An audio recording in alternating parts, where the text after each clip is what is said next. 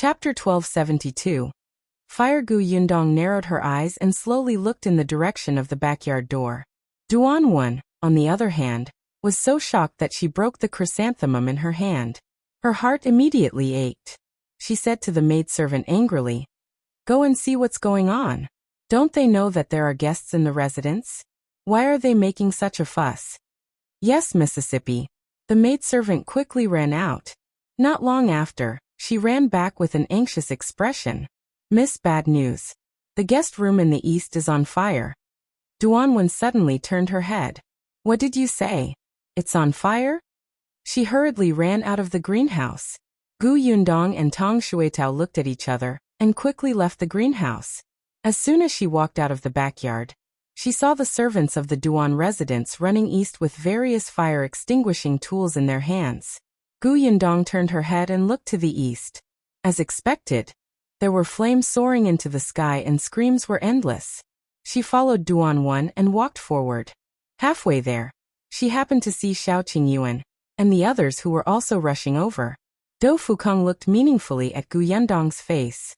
She pretended not to see it and said anxiously, "Why would there be a fire for no reason? This is too strange. The people in the residence should be fine, right? I'm not sure yet. Let's go take a look first." "Okay." Then the couple walked to the east guest room hand in hand. Second Master Duan was shouting anxiously, "Hurry up and get water. Don't just stand there. The fire is getting bigger and bigger." The servants ran over one after another, carrying water, cotton and brooms. The scene was very chaotic. Therefore, no one noticed when an outsider like Tong Shuitao disappeared. Do Fukong frowned as he looked at the fire. A moment later he walked to Second Master Duan's side and asked, "Is there anyone in the room?" Second Master Duan wanted to say that how would he know if there was anyone? Even if there was, they were only servants in the residence. However, the person opposite him was Do Fukong. He could only suppress the anger in his heart and reply, "No, this is a guest room. Usually, only the servants come over to clean up. Today, the servants went to look for. There shouldn't be anyone inside today." Do Fukong said, "We can't continue like this. It's too chaotic. If the fire on this side is extinguished, the other side will immediately catch fire. Give the order to everyone to listen to my instructions so that the guest room next door won't catch fire." All right. Second Master Duan immediately got the servants to listen to Do Fukong's instructions and extinguish the fire in an orderly manner. Do Fukong should be experienced. Seeing that the fire was slowly subsiding, Second Master Duan finally heaved a sigh of relief. After calming down, he immediately realized that this fire had come too strangely.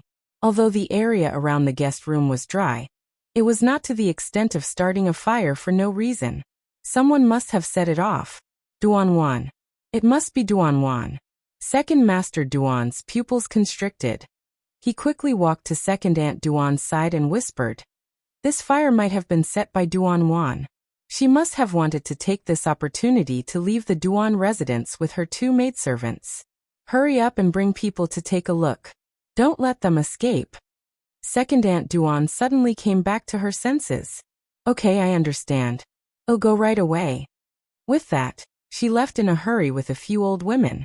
Gu Yundong watched them leave and quickly retracted her gaze. She looked at the ruins in front of her and sighed. "I really didn't expect such a thing to happen. Second Master Duan, I deeply sympathize with your encounter. It seems that we won't be able to eat today. If you find any errors, ads pop up, ads redirect, broken links, non-standard content, etc., please let us know. Report so we can fix it as soon as possible." Chapter 1273. Rescue. The corners of Second Master Duan's mouth twitched. "You're still thinking about eating at this juncture?" He smiled insincerely and said, "I didn't treat you well. I won't send you off." Gu Yundong nodded seriously. "Indeed, we weren't treated well." Then, she rolled her eyes and turned to leave with Shao Qingyuan. Second Master Duan was speechless. "Don't let me meet you again." Do Fukong also wanted to leave, but given the situation in front of him, it would be a little suspicious if he left with them. He turned to look at the ruins in front of him and exhaled. Was it done by the eldest daughter of the Duan family? It was indeed Duan who started the fire. It was just that she had listened to Gu Yundong's suggestion. After all, she was the eldest daughter of the Duan family, and was very familiar with the structure of the Duan residence. People rarely used the guest rooms here. Even if she set a fire, she would not hurt anyone. As long as the fire was dealt with in time, it would not burn down the surrounding houses. Therefore, after she sneaked here, she even found some tung oil and sprinkled it around before lighting a fire. While everyone was busy putting out the fire, she quickly ran to the house where Jilan and Huilan were locked up. Originally, there were old maids and guards outside the house, but because of Gu Yundong and Shao Qingyuan's commotion, the guards left. And because of the sound of the fire, one of the two old women also left. Duan hit the other old woman's head with a stick when she wasn't paying attention, and knocked her out before she flashed into the house. Jilan had already fainted from the fever. Huilan was still fine. Although she was also injured, she could still take care of Jilan. Huilan almost cried when she saw Duan. Then, Duan carefully supported Jilan, and left the house with Huilan to the back door. Halfway through, Tong Shuitao came to pick them up. Duan let out a sigh of relief. At the back door, Duan saw that the two people guarding the door had fainted, so they hurriedly left the Duan mansion. A carriage was parked in an alley not far from the Duan residence. After Tong Shuitao helped them up, she returned to the Duan residence, and quietly returned to Gu Yundong's side. Soon after, Gu Yundong and the others bade farewell, and walked out of the Duan residence. It was not until they were out of the door that Gu Yundong asked, "Have you brought them out?" "Don't worry, Mississippi, I've brought them all out. They're in the carriage." As Tong Shuitao led them into the alley, she said, "I've also handed Miss Duan the fever medicine you gave me." As they spoke, the group of people had already walked to the front of the carriage. Hearing the commotion, Duan lifted a corner of the curtain and looked out. When she saw that it was Gu Yundong, she was immediately delighted. "Yundong." Gu Yundong and Tong Shuitao got into the carriage. Unexpectedly, as soon as they got in, Huilan, who was still awake, kowtowed to her 3 times. "Thank you, Mississippi. Thank you for saving our Mississippi." It seemed that Duan had already told her everything.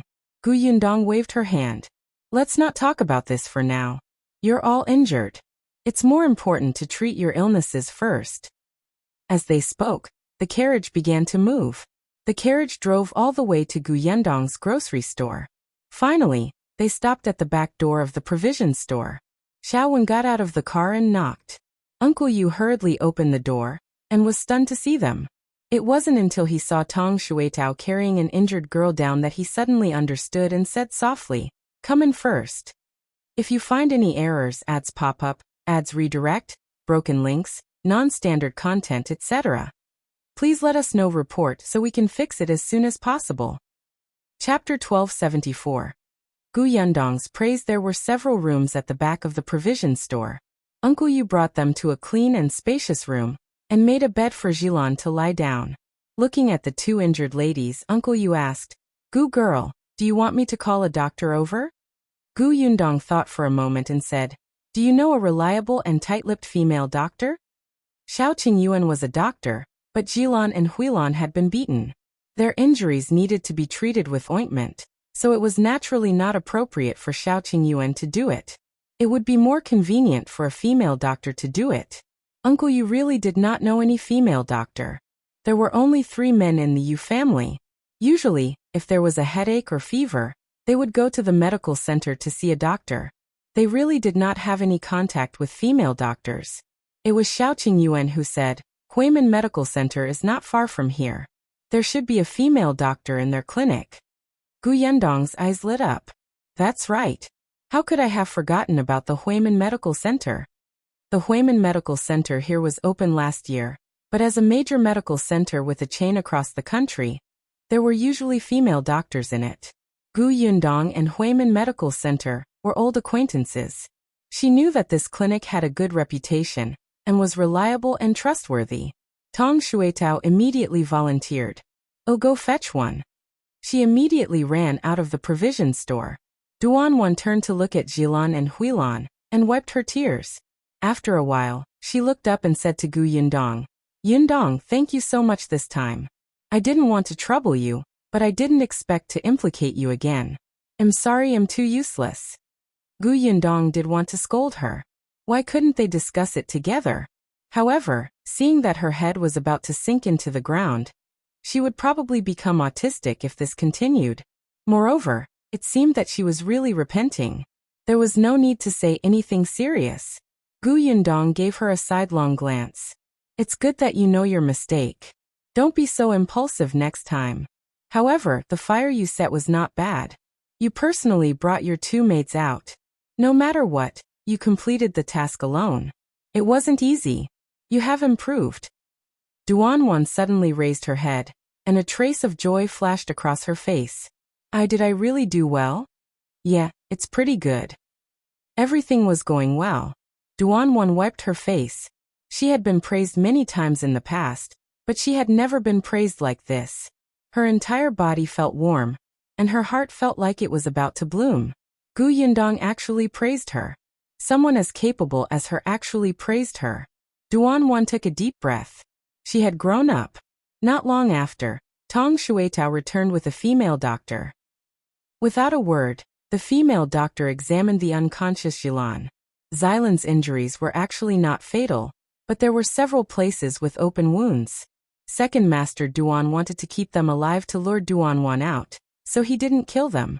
However, according to Huilan, the two of them were not treated after they were injured. Occasionally, there would be some leftovers to fill their stomachs. Fortunately, the weather had turned cold. Otherwise, their injuries would not be easy to treat. Gu Yundong and the others were waiting outside.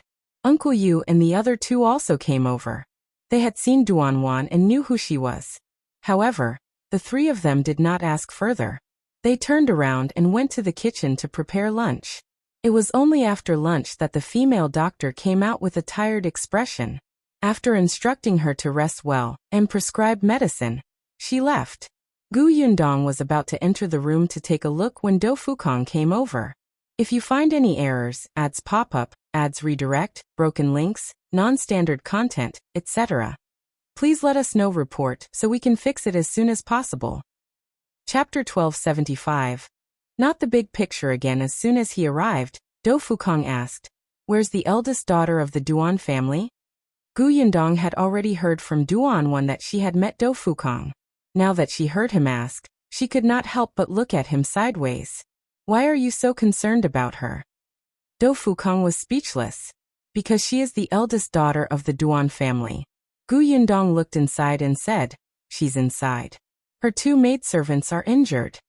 When Do Fukong heard that, he did not ask further. He came over to bring them a piece of news. Second Master Duan is searching the entire city for the arsonist. It said that someone sneaked into the Duan family and stole something. When he was captured by the Duan family, he was indignant, so he set a fire, causing several servants of the Duan family to be injured. He then escaped from the Duan family.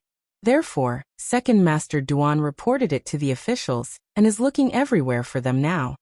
Shao Qingyuan raised his eyebrows. He dares to report it to the officials?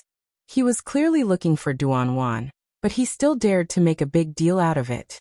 But thinking about it, so what if it blew up?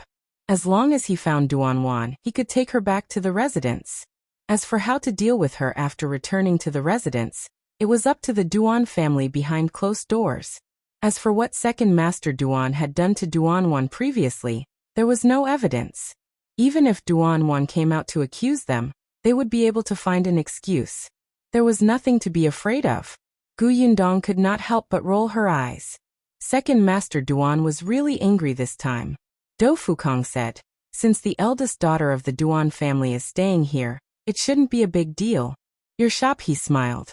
"The officials seem to have been taking good care of it." Gu Yundong raised her eyebrows proudly. Of course, such a huge shop would attract a lot of attention. Even with Duan Qian as their backing, merchants could only bow their heads to the government. However, the entire provision store was only managed by the three members of the Yu family. They had no power or influence, so they would become a thorn in the side of others. It was only last time when Second Master Duan came to find trouble, without knowing what was going on, that he brought along General Do's young master, causing the officials to not come. If second master Duan found someone to come to her shop this time, she would not be polite. While they were talking, Duan came out of the room. When she saw Do Fukong, she was stunned for a moment. Her expression was no longer as vigilant as before. She nodded slightly. Young Master Do. Do Fukong thought for a moment and said, I want to talk to you alone. Is it convenient? Duan nodded. Sure. Do Fukong and Duan went to the room next door to talk. When the two of them came out again, it was already an hour later. It was unknown what they had talked about for so long. After saying that, Do Fukong left, but Duan was still sitting on the chair in a daze. Yundong stood beside her and asked, What's wrong? Duan suddenly came back to her senses and shook her head with a bitter smile. Nothing.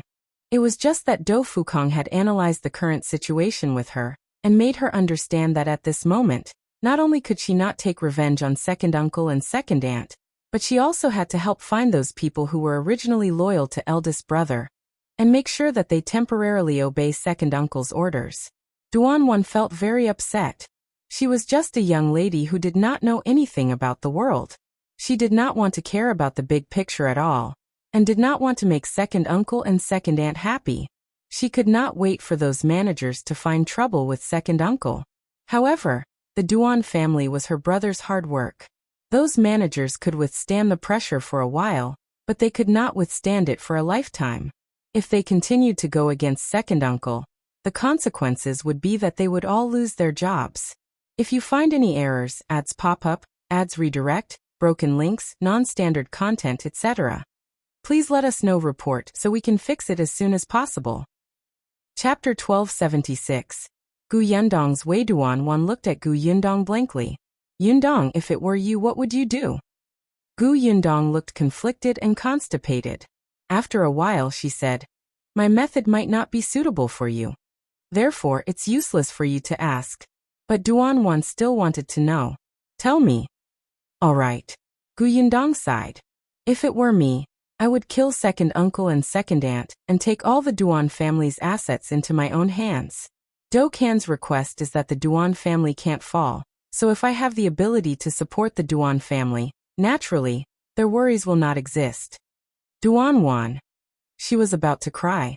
As expected, this method was not suitable for her. She did not have the ability. She lowered her head and thought for a moment before saying, Then I can only put aside my personal grudges and ignore second uncle and second aunt for now. The most important thing is to support the Duan family. Actually, even if she wanted to take revenge on second uncle and second aunt, she could not do it. Yundong shrugged. It's fine. Take it slow. It's not like they won't let you settle scores with them. When you have enough strength, you can still return the favor. Okay. Duan took a deep breath and felt much better. It was indeed useful to talk to Yundong.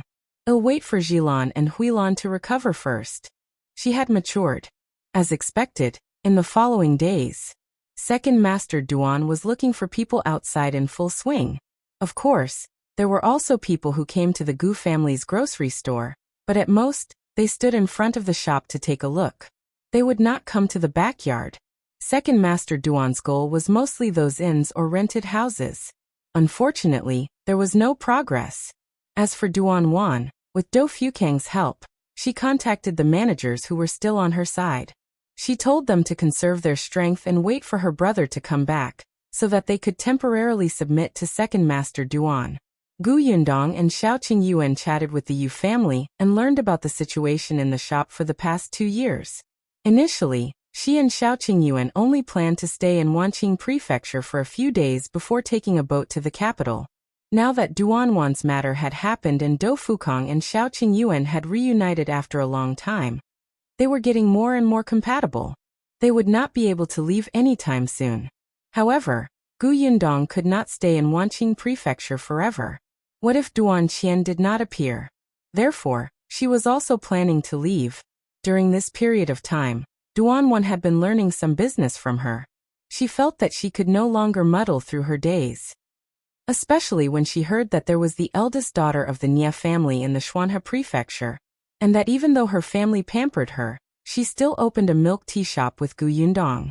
Duan was extremely envious. She also wanted to become such a person and help her brother in the future. She did not want to be completely helpless when something happened to her brother. Duan even wondered if she could work with Gu Yundong to open a shop or something. I have some money, but it's still in the residence. I can't take it out. When I take it out later, we can open a shop together. The milk tea shop you mentioned sounds interesting to me. Anyway, you want to open a branch in the capital. Then you can open one in Wanqing Prefecture, right? How about letting me invest in Wanqing Prefecture? Gu Yundong raised her eyebrows. This idea did not seem impossible. Not to mention her, Madame Dai and Nieshuang would definitely not be satisfied with just opening 2 shops. It was naturally more suitable to find locals to manage the shops in other prefectural cities. If you find any errors, ads pop up, ads redirect, broken links, non-standard content, etc., please let us know. Report so we can fix it as soon as possible. Chapter 1277. News about Duan Qian. In the few days that Gu Yundong had spent with Duan, she had gained a new understanding of her. Although this person was naive in the past, Duan was not completely ignorant about business. It seemed that she had also inherited her father and brother's business acumen. As long as she studied seriously, it would not be a problem for her to be a boss. I have to discuss this with Madame Dai and the others first. After all, I'm not the only one in charge of the milk tea shop. Duan immediately nodded vigorously. Gu Yundong thought for a moment. And if you have time, you can also go to the Xuanhe Prefecture after your eldest brother is found. You can see for yourself what the milk tea shop is like and how it operates. This way, the management of the milk tea shop will be clearer and more intuitive. Duan said, to the Xuanhe Prefecture. Gu Yundong suddenly realized that it was not easy for a woman to travel these days. Especially Duan, who was from a wealthy family, and was going to the faraway Xuanhe Prefecture. Gu Yundong thought for a moment. Forget it. I'll find someone who used to work in the milk tea shop to come to Wanqing Prefecture.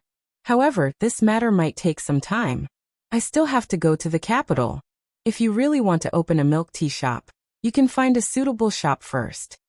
Duan nodded repeatedly. However, although Gu Yundong said that she would find someone to come to Wanqing Prefecture to help, the suggestion that she should go to the Xuanhe Prefecture to experience it herself still rooted in the depths of her heart. Actually, she really wanted to take a look. That was because the milk tea shop that Gu Yundong described was really desirable. Unfortunately, it was just a thought. Duan couldn't even go out of the grocery store. Jilan and Huilan were already much better. After the 2 of them got out of bed, they thanked Gu Yundong and Shao Qingyuan again and again. Not only did they thank the couple for saving their mistress, but they also thanked them for saving themselves.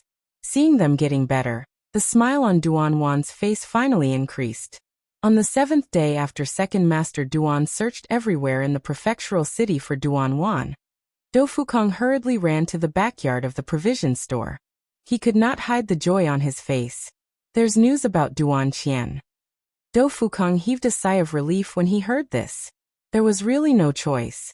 During the period of Duan Qian's disappearance, even though he had tried his best to help Second Master Duan, those managers had also obeyed Second Master Duan's decision. However, Second Master Duan always came up with bad ideas. No matter how capable his subordinates and helpers were, they could not stop a boss who was muddle-headed and did not know his limits. Do Fukong had really had enough, especially since Second Master Duan was getting more and more overboard. He actually had the mood to think about giving Duan to him, even though he was managing such a huge business. Therefore, with news of Duan Qian, Do Fukong was extremely excited. When Duan heard this message, her eyes instantly turned red. She lost her composure and grabbed Do Fukong's hand. Is there really news of my brother? He's still alive, right? Do Fukong looked at her hand. Duan was stunned and quickly let go. Do Fukong coughed lightly with an unnatural expression on his face. After a moment he said, yes, Duan Qian is still alive. Duan could not help but cheer, and her body instantly relaxed. Huilan, who was behind her, hurriedly reached out to support her, lest she could not hold on and fell to the ground. Do Fukong subconsciously reached out to pull her back, but he retracted his hand halfway. Gu Yundong and Shao Qingyuan, who had heard the noise, rushed over and happened to see this scene. The two of them could not help but look at each other and raise their eyebrows. However, the news that Duan Qian was fine finally made them heave a sigh of relief. However, in the next moment, Dou Fukong frowned and said, "It's about Duan Qian. The news sent back is a little strange. If you find any errors, ads pop up, ads redirect, broken links, non-standard content, etc., please let us know report so we can fix it as soon as possible." Chapter 1278. Hopeless Heir, what's strange? Duan Wan asked. Dou Fukong frowned and said in a low voice, "He was chased by someone and fell into the river. At that time, the guard with him searched along the river for 2 days, but could not find him. We don't know where he was carried to. When our people found him, he was still unconscious." Later on, the guard asked Duan Qian's servant to return to the Duan residence to report. He originally wanted to see Second Master Duan quickly send someone to look for the eldest young master.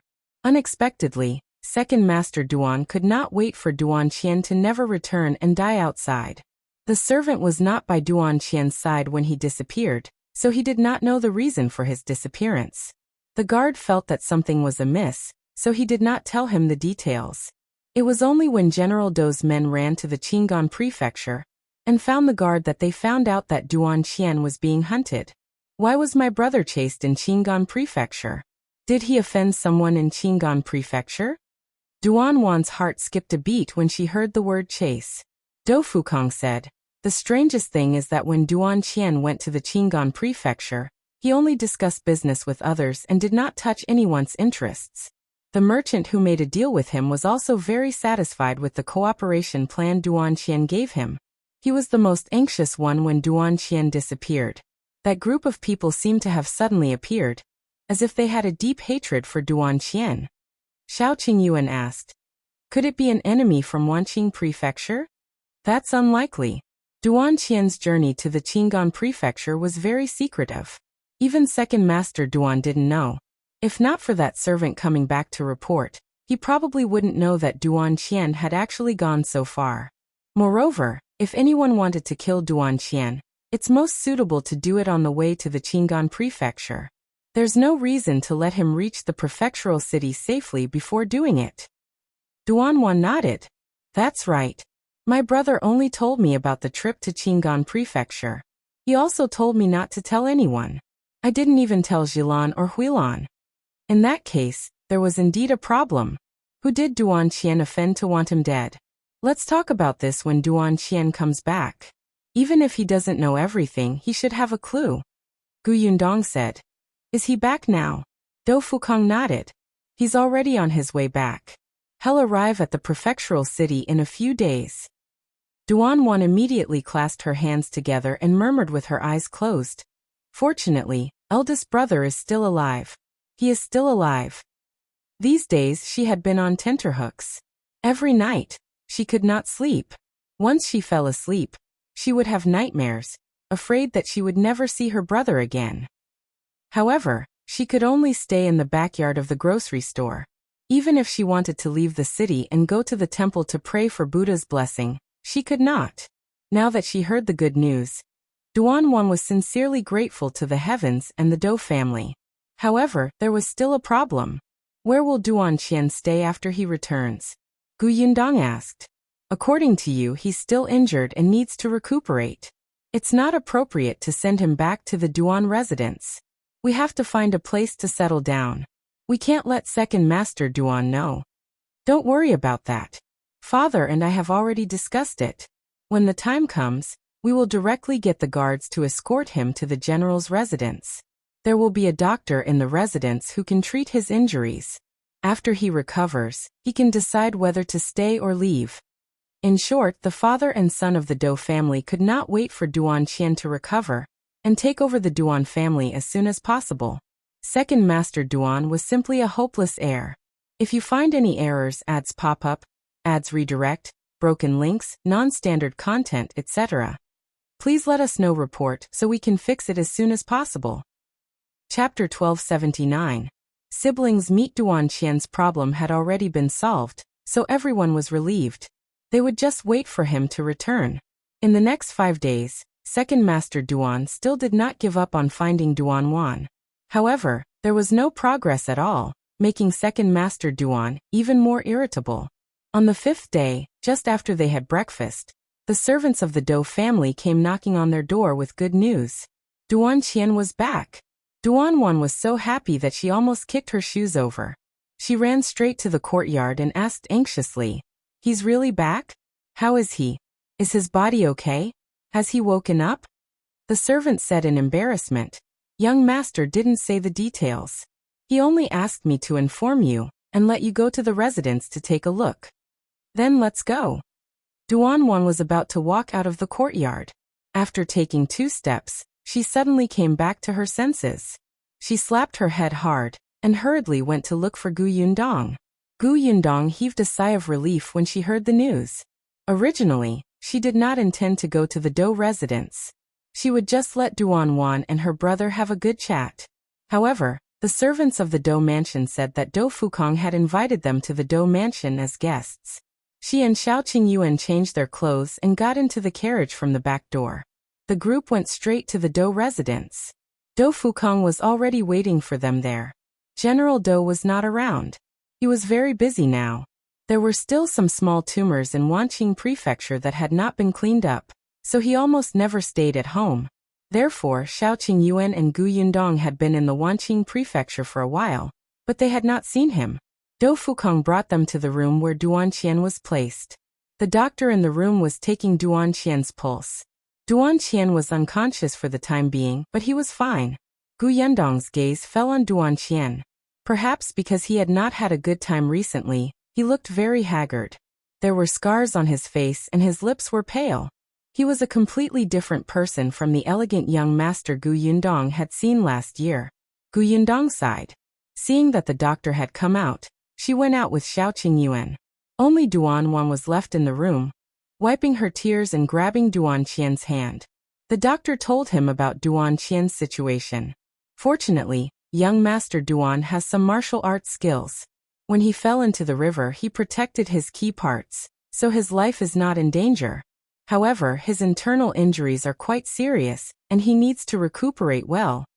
Duan Qian had already looked for a doctor before returning from Qingyuan Prefecture. However, after the journey, his wound had reopened. The doctor said a few more things to take note of before he prescribed medicine and left. When Yundong and the other 2 returned to the room, they realized that Duan Qian had already woken up and was comforting Duan, who was crying so hard that she was out of breath. Duan did not want to cry, but she could not help it. Seeing this, Yundong and the other 2 retreated from the room again and let the siblings talk. They talked until noon. When the servants of the Dou family brought in the food, Yundong and the rest followed them in. Duan Qian had already heard from Duan about what had happened these days, and his face darkened. However, when he saw Yundong, he immediately calmed down and said gratefully, "It's all thanks to you this time. Otherwise, my sister might not have been able to keep her life." "Young Master Duan, you don't have to be so polite. No matter what, our provision store has been under your care. We can help each other." Duan Qian laughed.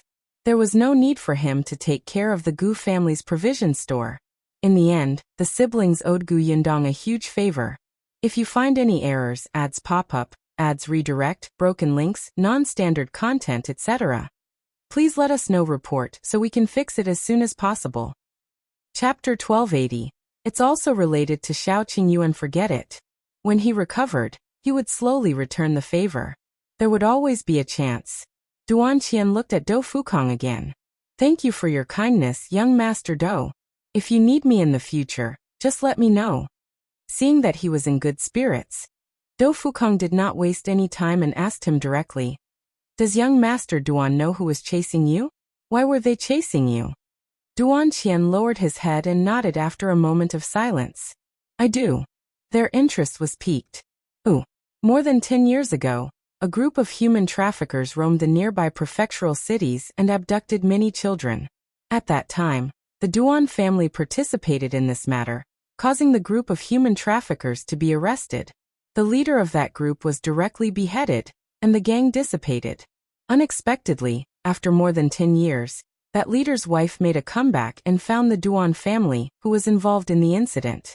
Only then did she find an opportunity to attack me. As Duan Qian spoke, he sighed. I found out about this after I realized that someone was following me. I didn't expect to fall into someone else's trap carelessly before I left. I fell into a predicament and almost lost my life. After saying that, he looked up and saw that the people in front of him were stunned. What's wrong? Is it difficult to understand what he's saying? What's wrong with them? Dou Fukong was the first to react. You're saying that the people chasing after you this time are the same group of human traffickers from more than 10 years ago. Duan Qian was stunned.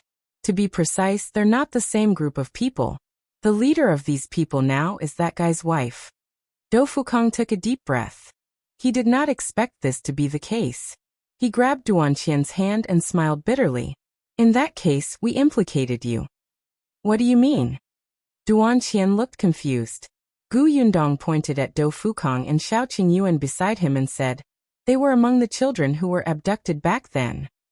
Duan Qian was stunned, and even Duan Wan was in disbelief. Even she did not know about this. After a while, Duan Qian laughed. Was this fate? This was the only explanation. He did not expect two children who had been abducted back then to appear in front of him.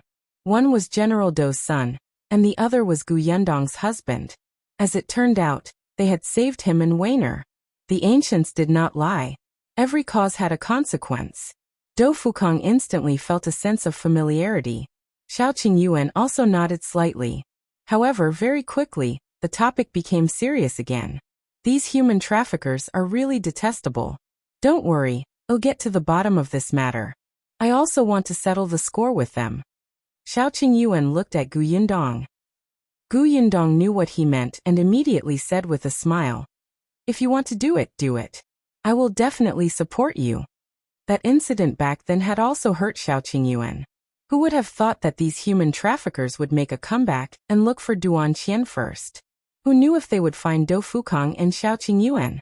After all, the two of them were the first to escape back then, and Shao Qingyuan was directly sold by Boss Li and his wife.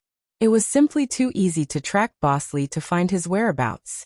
Back then, Shao Qingyuan was still young and could only escape. But now he had to fight back. If you find any errors, ads pop up, ads redirect, broken links, non-standard content, etc., please let us know report so we can fix it as soon as possible. Chapter 1281. Gu Yundong is ruthless? Not to mention Shao Qingyuan. Even Gu Yundong herself hated this group of people. She would kill them if she could. It would be best if she could catch them all in one fell swoop.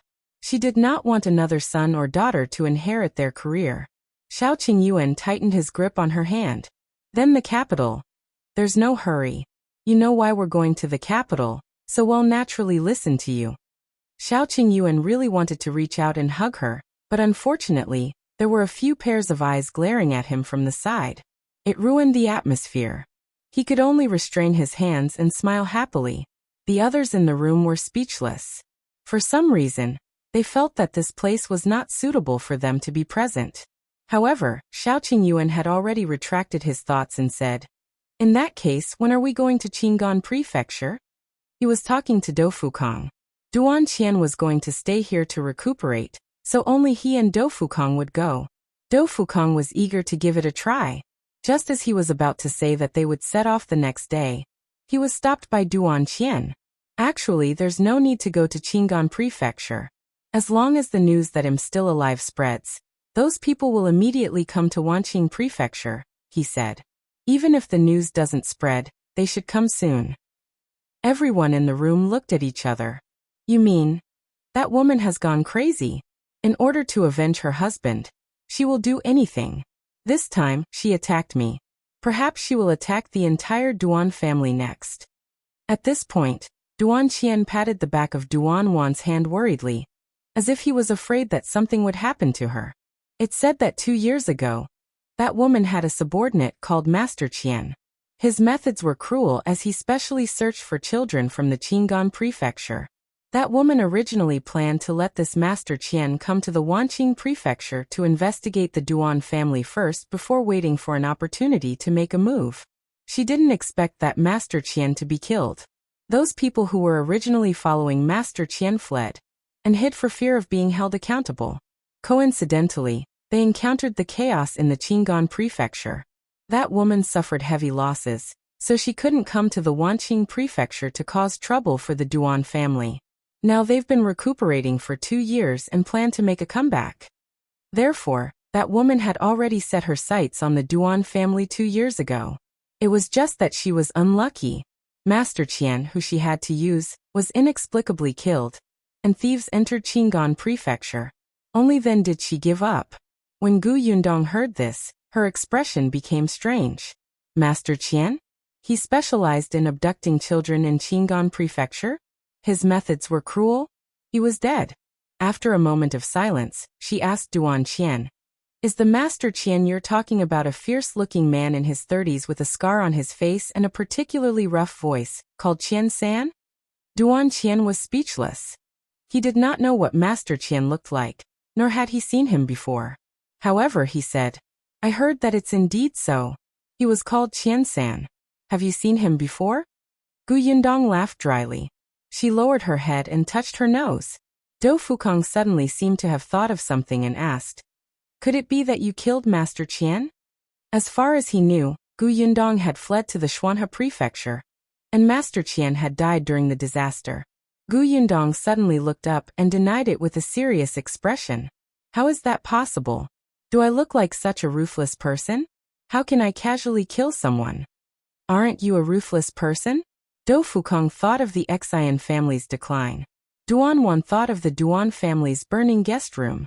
Wasn't this ruthless? If you find any errors, ads pop up, ads redirect, broken links, non-standard content, etc., please let us know. Report so we can fix it as soon as possible. Chapter 1282. New Painting Method. Gu Yundong firmly denied that Master Qian's death was caused by her, but she had to admit that after going around in circles, they seemed to have become enemies with this criminal gang. Shao Qingyuan said, "Since that Master Qian is dead, it's not important. Let's talk about that woman first. Duan Qian, how much do you know about her?" Duan Qian's expression turned serious as he told them everything he had investigated. Do Fukong immediately took a piece of paper and recorded the important information. That woman's surname is Lin, but her husband's surname is Zhua, so she asked everyone to call her Mrs. Zhua. Mrs. Zhua is in her 40s, but she looks very young. 2 years ago, more than half of the Qingyuan prefecture's prostitutes had business dealings with her. At that time, she was quite famous in the Qingyuan prefecture's underworld, and had some secret dealings with the officials. Later on, the Qingyuan prefecture was in chaos, and almost all the Qingyuan prefecture's prostitutes were destroyed. Many people escaped, but no one knows where they are. After that, the prefecture magistrate of the Qingyuan prefecture was replaced, and the person who took over was the emperor's trusted aide. His methods could be said to be swift and decisive. He didn't like people like Mrs. Zhua, so Mrs. Zhua didn't manage to get in touch with the government this time. This also caused her to not dare to rashly appear. She hid herself even deeper. She originally had 2 useful people by her side. One was Master Qian, who had helped her search for people on the surface. Now he was dead. Later, she promoted another person, but he was not as good as Master Qian, so it was not easy to use him. There was also someone who did things in the dark. Mrs. Zhua called him Liangzi. He was someone who had followed Mrs. Zhua's husband more than 10 years ago, and was very good at martial arts. This time, Duan Qian was knocked into the river by him and disappeared. I suspect that the person who found out that the Duan family was involved in the trafficking case more than 10 years ago is this Liangzi. In that case, Liangzi was the person they were most wary of. Gu Yundong lowered her eyes and said, "You've seen Mrs. Zhua and these 2 useful people, right? Can you describe them?" "Yes." Duan Qian nodded.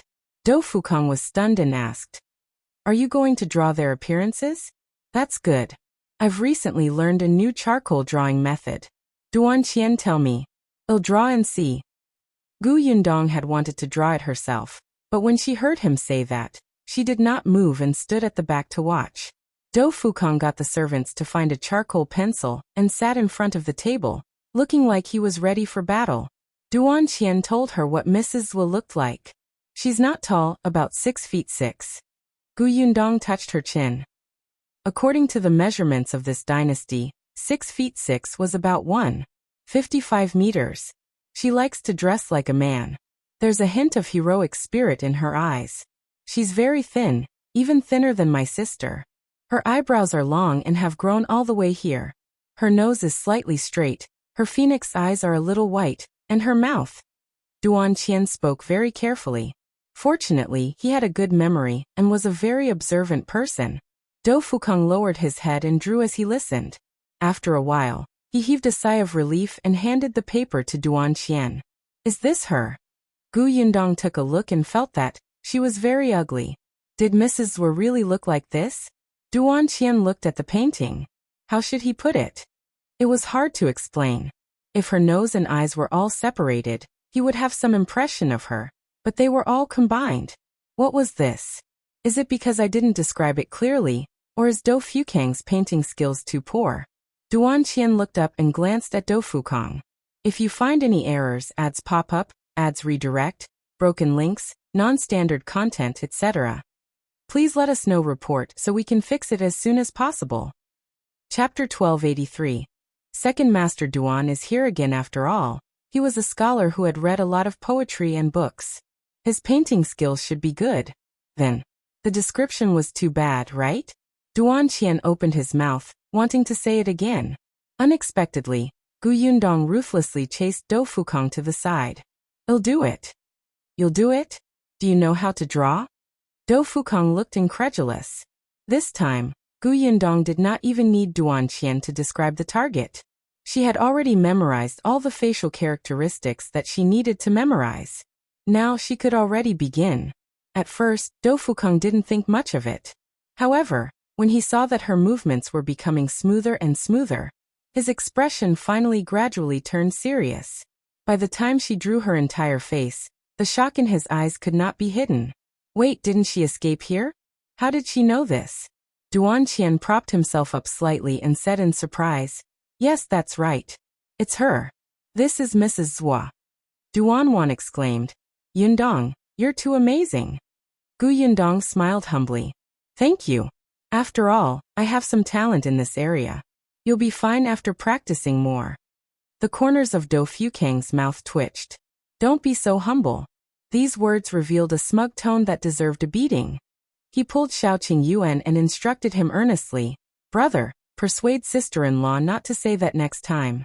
She's publicly slapping someone's face. If she meets such a narrow-minded person, she'll take revenge. Shao Qingyuan glanced at him. We know that you're open-minded. Most importantly, your drawing was too ugly. If Yundong wanted to help him, she naturally had to do it herself. Dou Fukang was speechless. What he said was very right. He felt strangely happy. Gu Yundong had already started to ask about the other two people's appearances. She moved very quickly and soon finished 2 more paintings. There were also some small fries. Duan Qian had also said what he could say. If he couldn't remember, he could only give a rough description and forget about it. By the time Gu Yundong was done, there were already a lot of papers on the table. Other than Shao Qingyuan, all 3 people in the room clicked their tongues as they held the portraits. She was indeed capable. Look at this painting. It was simply vivid. Dou Fukang quietly glanced at the portrait he had drawn. Finally, he couldn't help but slowly move over and reach out to destroy the painting. Unexpectedly, when he looked up, he saw that the 4 people in the room were all looking at him. Dou Fukang immediately coughed lightly and said, since the portraits are out, I'll get someone to wait at the city gate and see when they will enter the city. Coincidentally, my father has been making a big move recently. Even if the city gate is strictly checked, it won't attract any attention. Yes, let's watch over them after they enter the city. When everyone is here, we'll catch them all in one fell swoop, Shao Qingyuan said. Dou Fukang nodded. That's what I mean too. After saying that, he rolled up the portraits on the table. I'll go now. You guys chat first. After saying that, Dou Fukang was about to leave. Unexpectedly, he bumped into his servant the moment he stepped out of the door.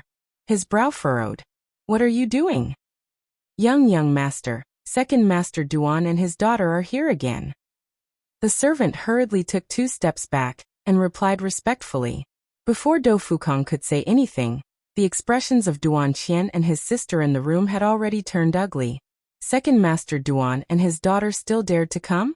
Didn't I tell them that I've been very busy recently and don't have time to see them? Dou Fukong said irritably. If you find any errors, ads pop up, ads redirect, broken links, non-standard content, etc., please let us know report so we can fix it as soon as possible. Chapter 1284. You were clearly the one who saved her back then. Dou Fukang's only remaining patience was exhausted by this father-daughter duo. It was one thing for Second Master Duan to be muddle-headed all day and come up with bad ideas to cause trouble for him. But the brother of Duan would also send him an invitation to visit the Duan residence, or he would visit the Dou residence. Dou Fukong was so angry that he wanted to laugh. This brother Duan was only 12 or 13 years old. They had nothing in common at all. What sort of visit? The first time, Dou Fukong did not reject him out of respect. Brother Duan had come to visit. However, he had actually brought Duan along. Wasn't everyone aware of his intentions? This was truly too improper. Fortunately, the women of the Dou family had yet to come to Wanqing Prefecture. Otherwise, Duan would probably have to personally send invitations. Ever since then, Dou Fukong had been avoiding Second Master Duan's family. He had rejected the Duan family's invitations a few times because he was busy. Now they were probably anxious. Dou Fukong rubbed his temples and asked the servant to send them away. However, the servant looked troubled. Young Master, Second Master Duan happened to bump into Old Master returning to the residence when he came, so they came in together. The corners of Dou Fukang's mouth twitched.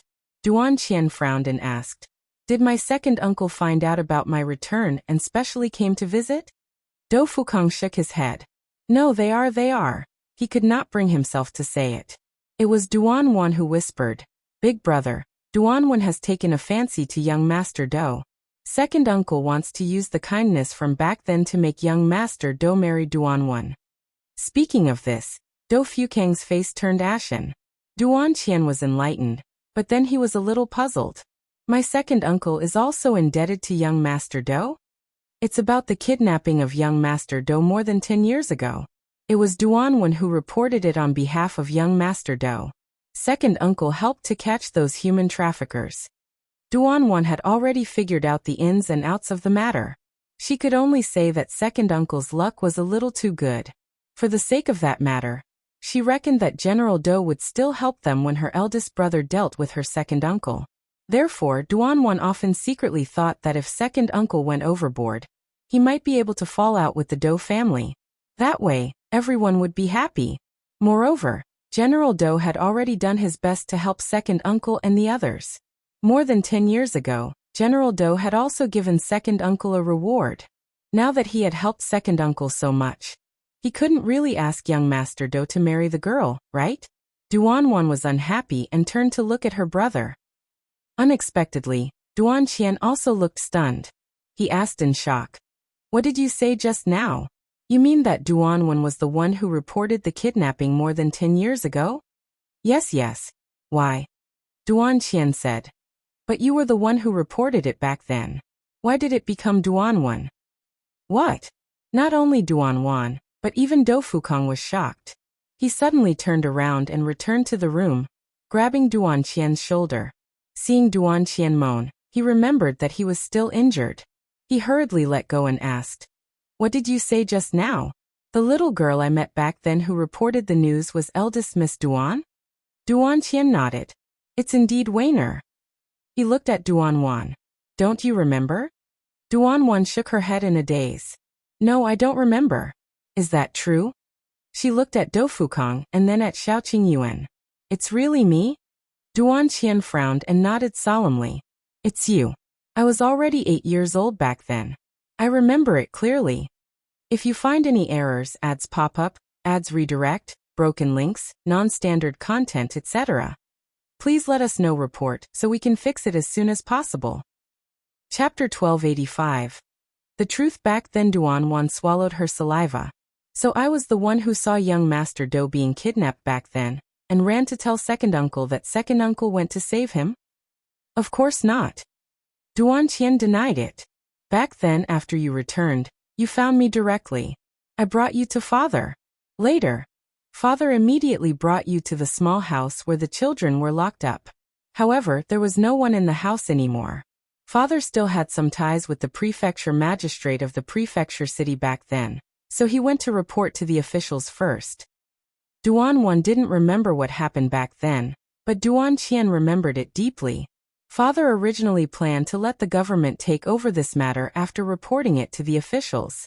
However, father saw that we were young back then, and could not help but pay more attention to this matter. He also promised that the money to find the children would be paid by him as a good deed. He didn't expect Uncle Luo's son to go missing in just a day. Father thought very highly of Uncle Luo.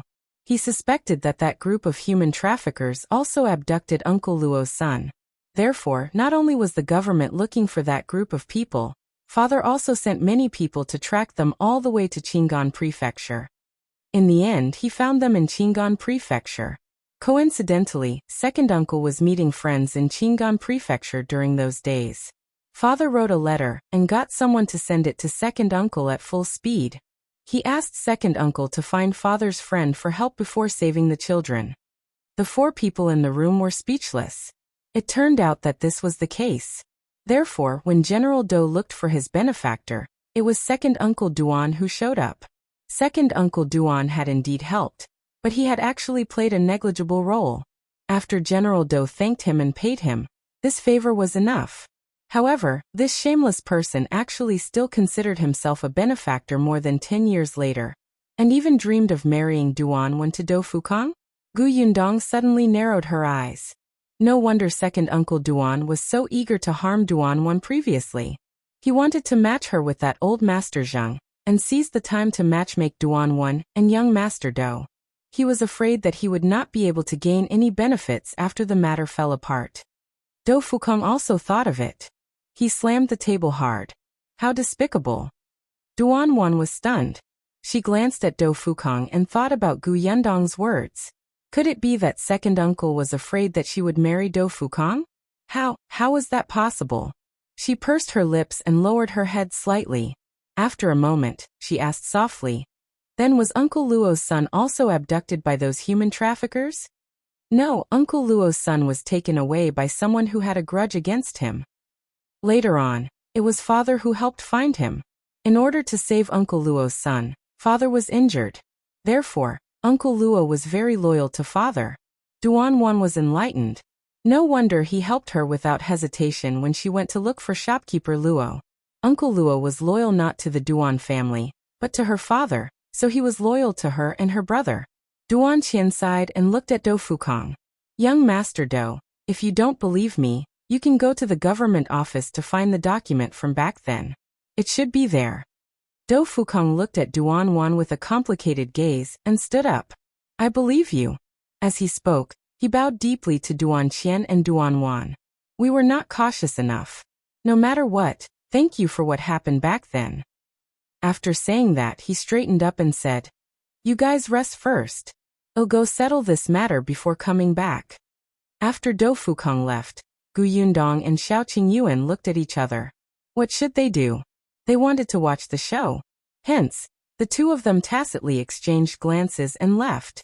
If you find any errors, ads pop up, ads redirect, broken links, non-standard content, etc., please let us know report so we can fix it as soon as possible. Chapter 1286. General Do's impression of Shao Qingyuan. When Gu Yundong and Duan Wan reached the hall, they heard Duan Wan's sweet voice. "Young Master Do has a lot of work to do every day. It's been hard on you. This is the chicken soup I specially made. Young Master Do, try it." Gu Yundong wanted to laugh. She leaned against the door frame behind her and stuck out her forehead a little. Shao Qingyuan stood behind her and pulled her slightly to prevent her from falling to the ground. However, not long after, she suddenly felt a sharp and cold gaze behind her. Shao Qingyuan's heart skipped a beat. He suddenly turned his head and met General Do's sharp gaze. He instantly straightened Gu Yundong and turned around with her. He nodded slightly at General Do. "Lord Do." His voice was a little low, so no one in the hall heard him. General Do glanced at them and frowned slightly. There was a murderous aura on him. Xiao Qingyuan and Gu Yundong were very sharp. They could even sense the smell of blood around him. Thinking of General Dou's actions in the prefectural city during this period of time, the two of them could not help but look serious.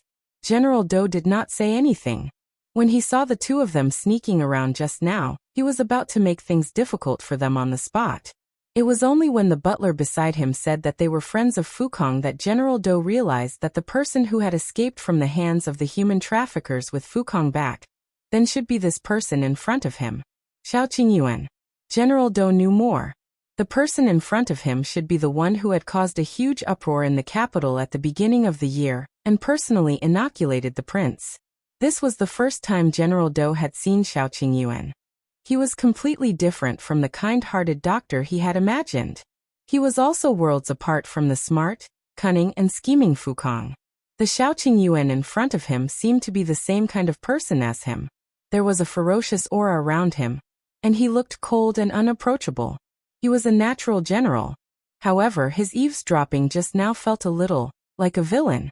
For a moment, General Dou looked at Xiao Qingyuan with a complicated gaze.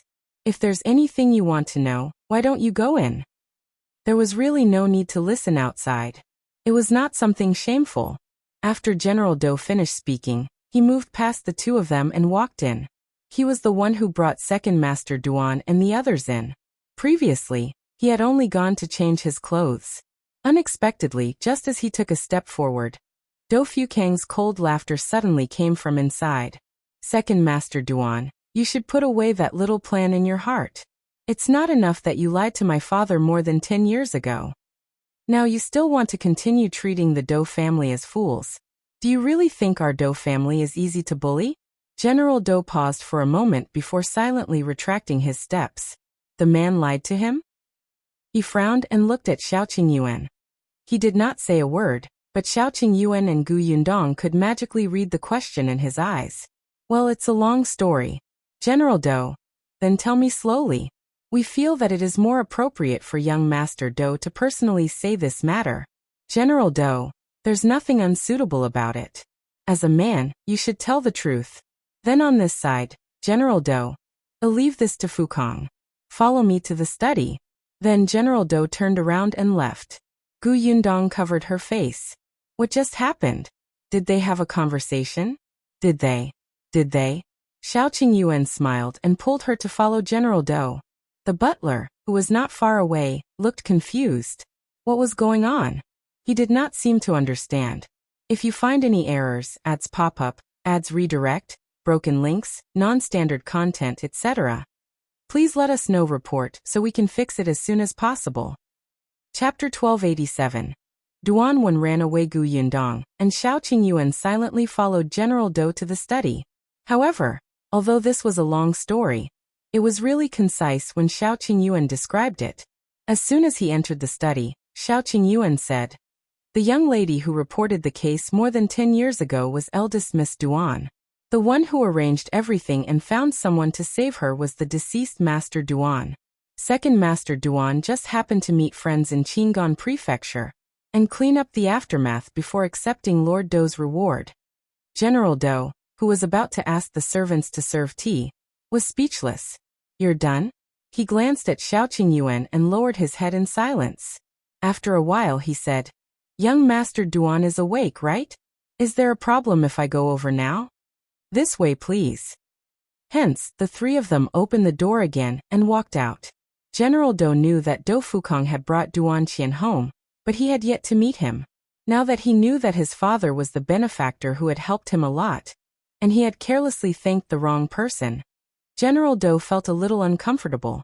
No wonder he heard Fukang's angry tone just now. It was obvious that he was furious.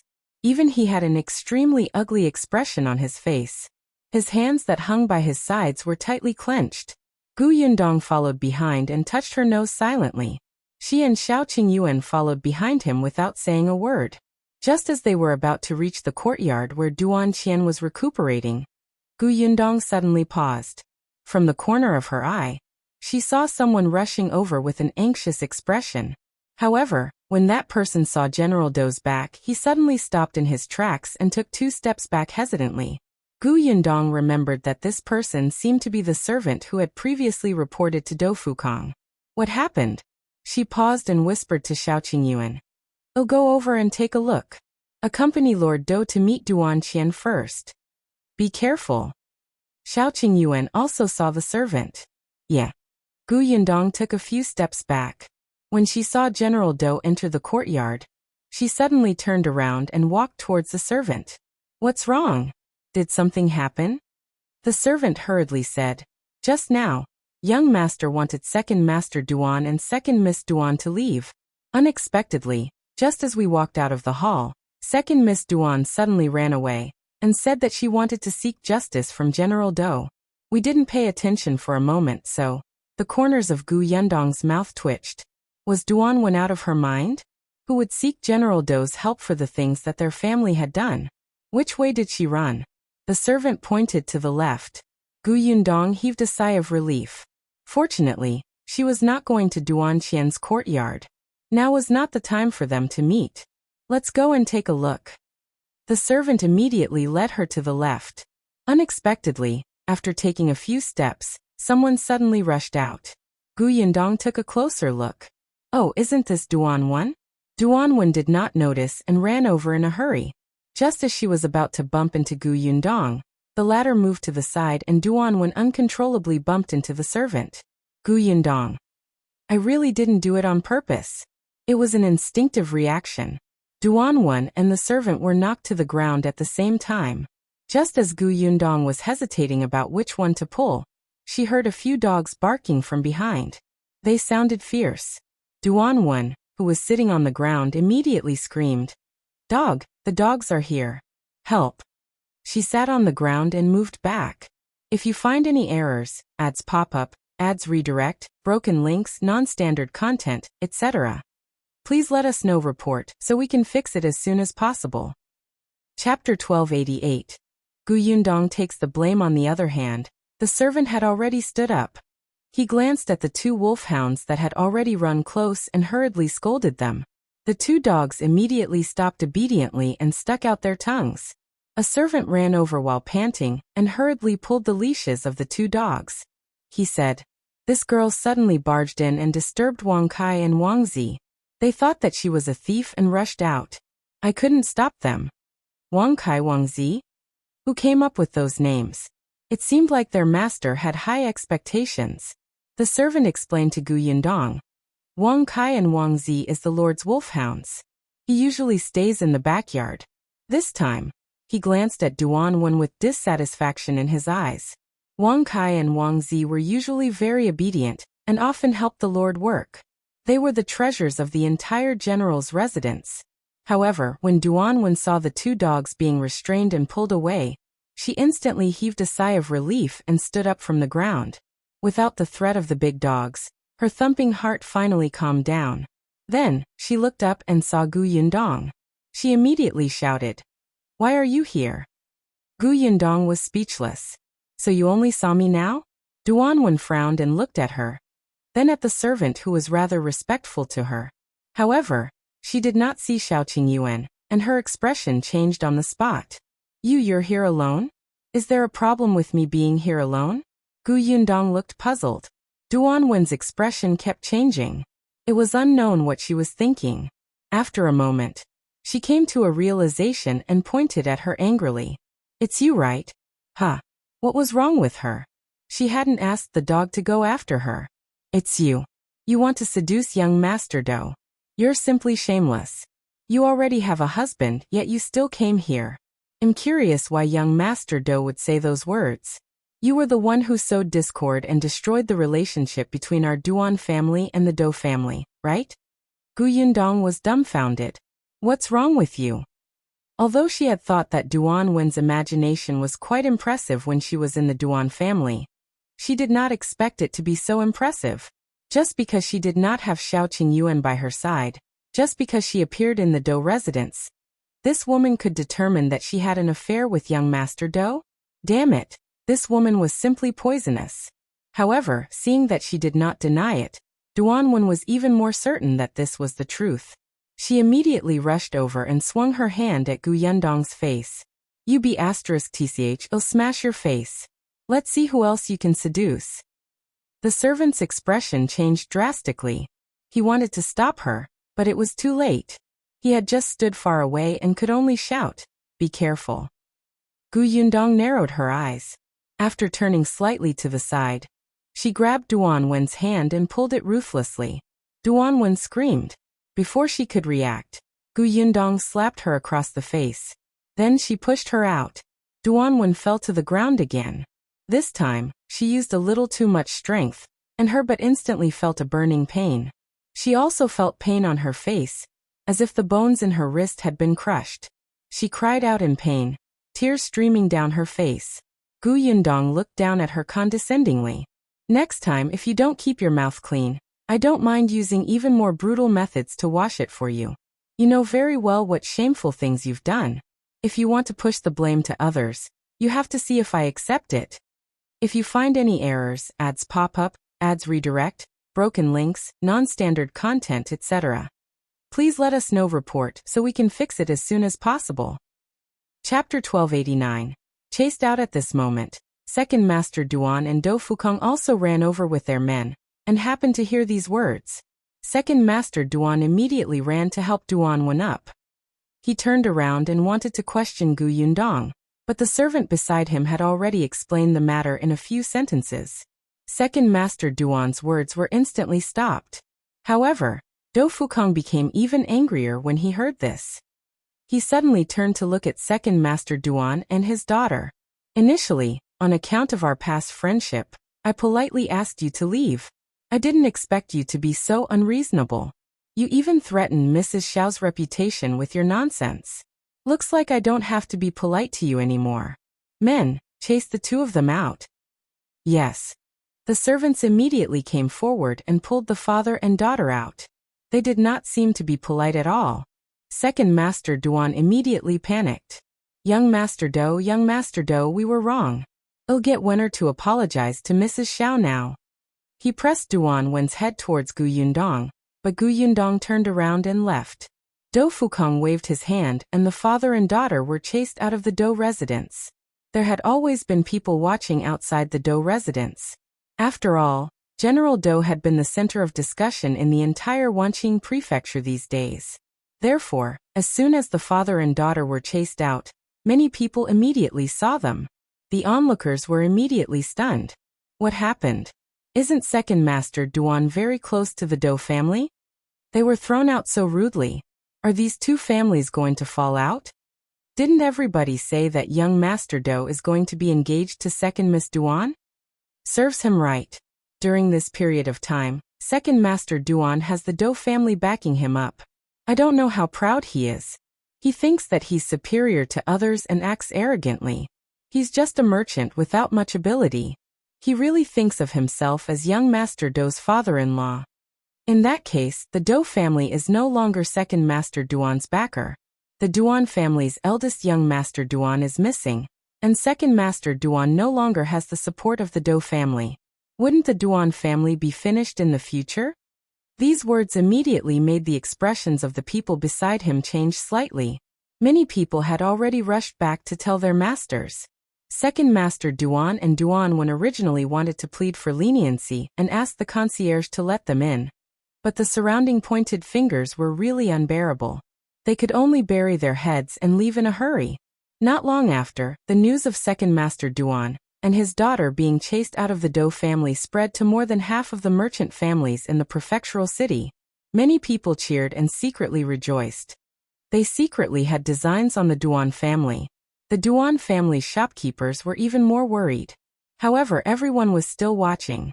Who knew if the Duan family and the Do family had really fallen out? What if it was just a misunderstanding? Once they took action, the Do family might start supporting the Duan family again. Someone wanted to enter the Duan residence to inquire about the situation, but Second Master Duan's family had been holed up in the residence ever since. When Yundong returned, the Yu family had already heard the news. Eugene ran to her to ask. However, Yundong laughed and looked mysterious. "Don't worry. The Duan family won't fall into chaos in a few days. Let's just focus on our business and ignore the rumors outside." All right. With Gu Yundong's words, Eugene stopped paying attention. But later, Gu Yundong sent Jilan and Huilan to the Dou residence. Duan Qian was recuperating in the Dou residence, and Duan Wan was staying in the Dou residence. Jilan and Huilan could also help out in the Dou residence. If you find any errors, ads pop up, ads redirect, broken links, non-standard content, etc., please let us know report so we can fix it as soon as possible. Chapter 1290. Appearance 3 days later, some restless people in the prefecture finally could not take it anymore. After discovering that Second Master Duan did not have any dealings with the Dou family, they wanted to take action against the Duan family's business. However, no one expected that the business that was already full of loopholes because of Second Master Duan would now be watertight, so they could not find any mistakes. The Duan family shopkeepers, who had been in a panic a few days ago, had become energetic these few days. Everyone was puzzled. At that moment, Duan Qian finished reading the letter that shopkeeper Luo had sent and smiled slightly. Then he asked Duan Wan to bring him a brush and paper, and started a new round of arrangements. Now when Duan Qian did these things again, he would no longer avoid Duan Wan. This incident had also taught him a deep lesson. He knew that he could not blindly protect his sister and dote on her. He was not powerful enough to protect her for the rest of his life. Only when he became stronger could he be fearless. He had seen this from Gu Yundong. Moreover, from what Duan Wan said, she wanted to try doing business herself, so Duan Qian had started to teach her some basic knowledge step by step. After writing the letter and sending it out, Duan Qian heaved a sigh of relief. Just as he was about to continue teaching Duan Wan some business tactics, he saw Dou Fukong enter excitedly. As soon as he entered, he said in a low voice, "The soldiers guarding the city saw a man who looked like Liangzi enter the city." Duan Qian looked up. "Really?" "Yes, I'm just here to tell you that you haven't fully recovered yet, so it's not convenient for you to show your face. Rest well first. Don't worry, Qingyuan and I will definitely not let these people escape again." Although Duan Qian wanted to go out and help, he was indeed powerless. Moreover, if Liangzi saw that he was safe and sound, he would probably destroy Dou Fukong and the others' deployment. Therefore, he could only say with a serious expression, "Be careful." Dou Fukong nodded. After glancing at Duan Wan, he turned around and strode away. He went to the provision store, and then came out with Shao Qingyuan to where Liangzi was now. It was an inconspicuous small courtyard in an alley not far from the Duan mansion. The courtyard was not big. According to the neighbors, this courtyard had just been bought not long ago. However, after buying it, no one had lived in it until today. Shao Qingyuan and Dou Fukong were sitting at a noodle stall not far from the courtyard. They ordered 2 bowls of soup noodles and chatted as they ate. "Are you sure he went in? Were the people you sent to follow him discovered?" Shao Qingyuan asked. "Yes, the taste of this noodles was not bad. He would bring a bowl back for his wife later. Don't worry, the person following him is my father's guard. He's good at tracking and investigation. It's overkill to let him follow Liangzi." Shao Qingyuan was relieved to hear that. "Only Liangzi is here now. I wonder if Mrs. Zhua and the others will come. Let's wait for 2 days." After eating the noodles, Shao Qingyuan ordered another bowl to go, put down the copper coins, and left. For the rest of the time, Dou Fukong sent people to keep an eye on the small courtyard. Liangzi had entered and left a few times. There were even a few times when he walked towards the Duan mansion. As expected, their target was the Duan mansion. On the 3rd day, Dou Fukong received news that Mrs. Zhua had also entered the city, and was living in the small courtyard with her subordinates. If you find any errors, ads pop up, ads redirect, broken links, non-standard content, etc., please let us know report so we can fix it as soon as possible. Chapter 1291. Smashing the Duan family's shop. However, Mrs. Zhua didn't act. She did not go out for 2 consecutive days after she arrived. This made Dou Fukong a little confused. He sat in the backyard of the provision store and looked at Shao Qingyuan and Gu Yundong. "Do you think they're going to attack the Duan family?" "Most likely." Gu Yundong felt that it must be. Shao Qingyuan poured a cup of tea for Dou Fukong and said, "I think it's very likely that Mrs. Zhua is scared." "Scared? Of whom?"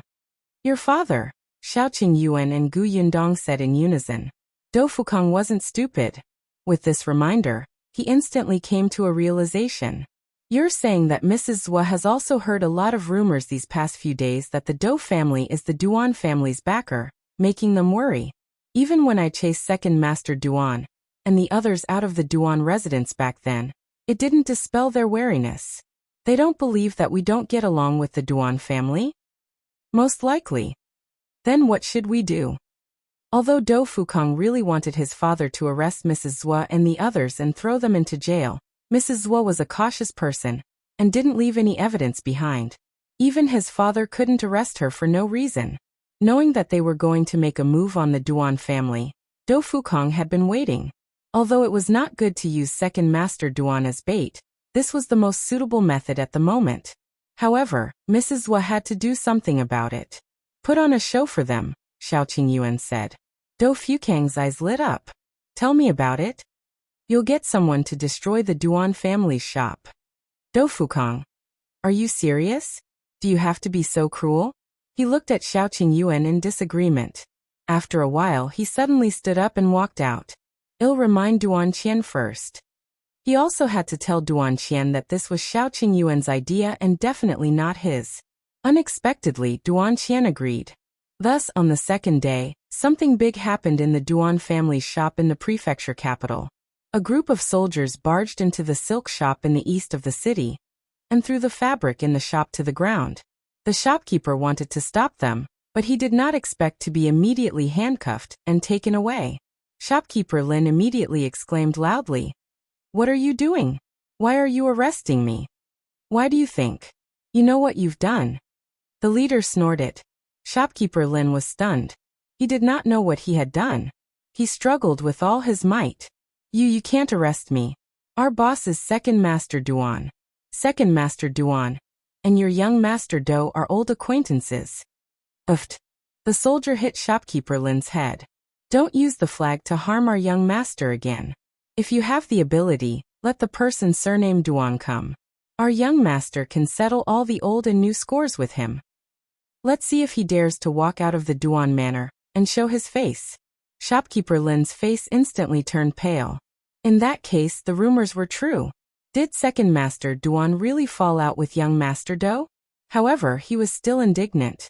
Seeing that he was about to be taken away, he hurriedly turned to the shop assistant and said, "Hurry up and find Second Master Duan. Go." The shop assistant lowered his head slightly, and a glint flashed across his eyes. He responded and quickly ran out.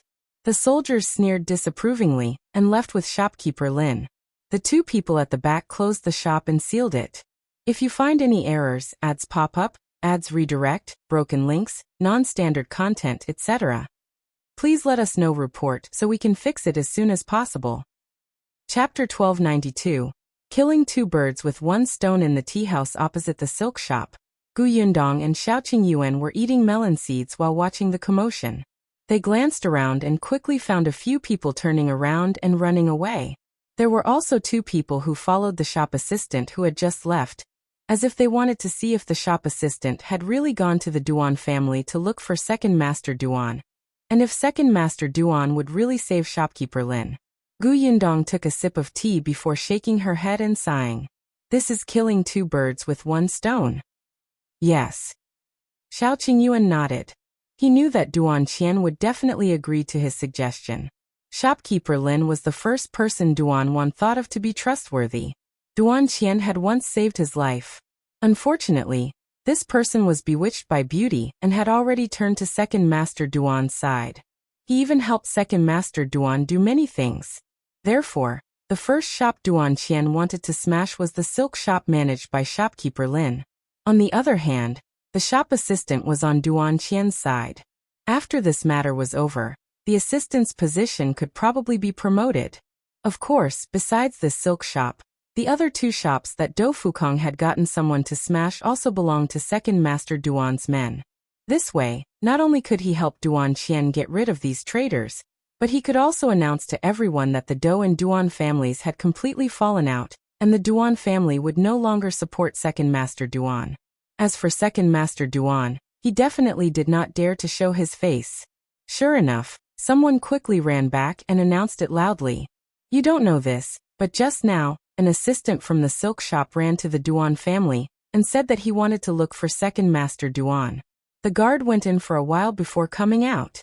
Then he said that second master Duan is bedridden and can't get up now. He asked shopkeeper Lin to think of a way himself. Just now, the Duan family shop in the south of the city was also destroyed. The shopkeeper was taken away.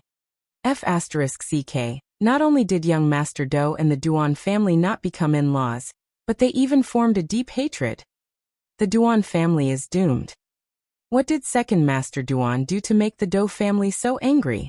Yes, what did second Master Duan do? Even second Master Duan himself could not understand it. He had lied to the Do family to take credit. However, at least he had contributed a little back then. Even if he did not contribute, he had worked hard. Even if they could not become in-laws, they still had friendship. Was there a need to be so ruthless? He did not cause any losses to the Do family. Moreover, it was eldest brother who helped them back then. The Duan family's shops were originally managed by eldest brother. Wasn't the Do family afraid that eldest brother would rest with remaining grievances underground if they were so ruthless? However, second Master Duan did not dare to ask these questions. He did not even dare to step out of the house. Not only him, even second Aunt Duan and Duanwen did not dare to go out. The Duan family shopkeepers were also trembling in fear, afraid that they would be the next person to be captured. However, when they went to the Duan family to ask for ideas, the Duan family refused to see them. Fortunately, after capturing 3 shopkeepers, those people stopped. Only then did everyone heave a sigh of relief. However, immediately after, those merchants who coveted the Duan family began to exert their strength. Even though Duan Qian was behind it, and he could not show his face after all, and his deterrence was much lower, the Duan family shops more or less suffered some losses. Duan Qian didn't mind. He could still bear this loss. As long as he dealt with Mrs. Zhua and the others, he could still earn back the money with his ability. Fortunately, the news came soon. Mrs. Zhua and the others couldn't wait any longer and started to take action. If you find any errors, ads pop up, ads redirect, broken links, non-standard content, etc., please let us know report so we can fix it as soon as possible. Chapter 1293. Duan 1 and her daughter are caught. Although the Duan family did not go out, it did not mean that the people outside could not enter. The Duan family claimed that they were sick, but they were not really bedridden. Duan Wen's temper had become exceptionally bad after she was slapped by Gu Yundong and chased out of the house by Do Fukong. Second Aunt Duan saw that her daughter couldn't just keep smashing stuff in the room all day, so she could only take her for a walk in the courtyard to take care of flowers and adjust her mood. Then Duan Wen raised her favorite words until they were half dead. Duan Wen was so angry that she wanted to tear off the flower branches, but second Aunt Duan stopped her.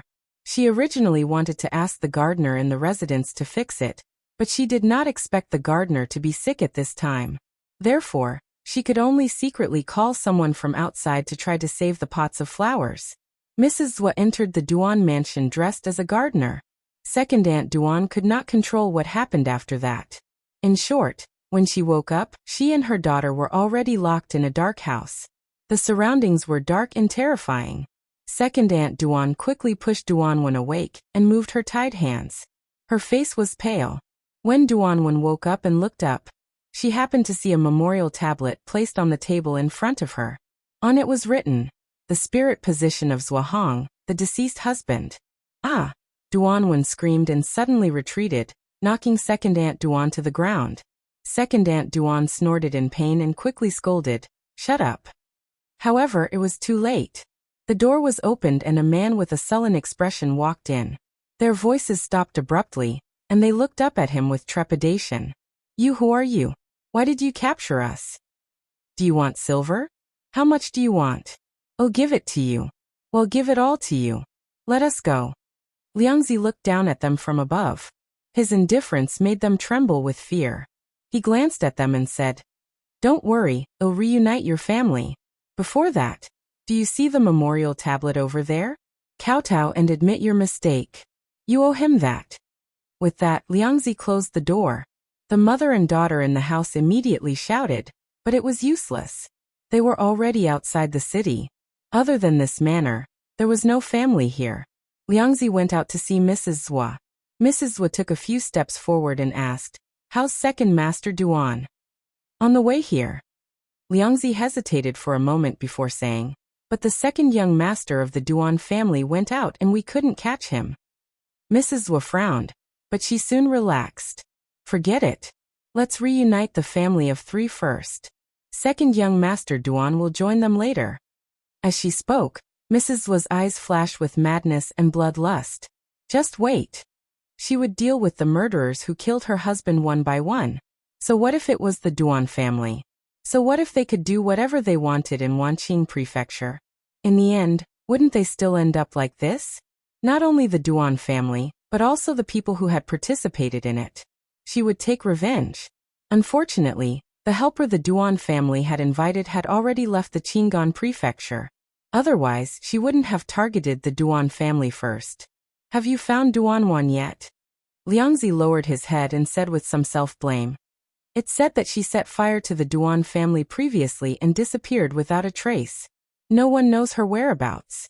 The Duan family searched for many days but couldn't find her." Mrs. Zhua smirked. "She's good at hiding. Continue to send people to keep an eye on her. Find her even if she's hiding in a rat hole." "Yes, ma'am." As he spoke, the sound of wheels rolling could be heard from outside. If you find any errors, ads pop up, ads redirect, broken links, non-standard content, etc., please let us know. Report so we can fix it as soon as possible. Chapter 1294. You Implicated Us. Liangzi opened the door and saw 2 people carrying a sack in. Second Master Duan was finally here.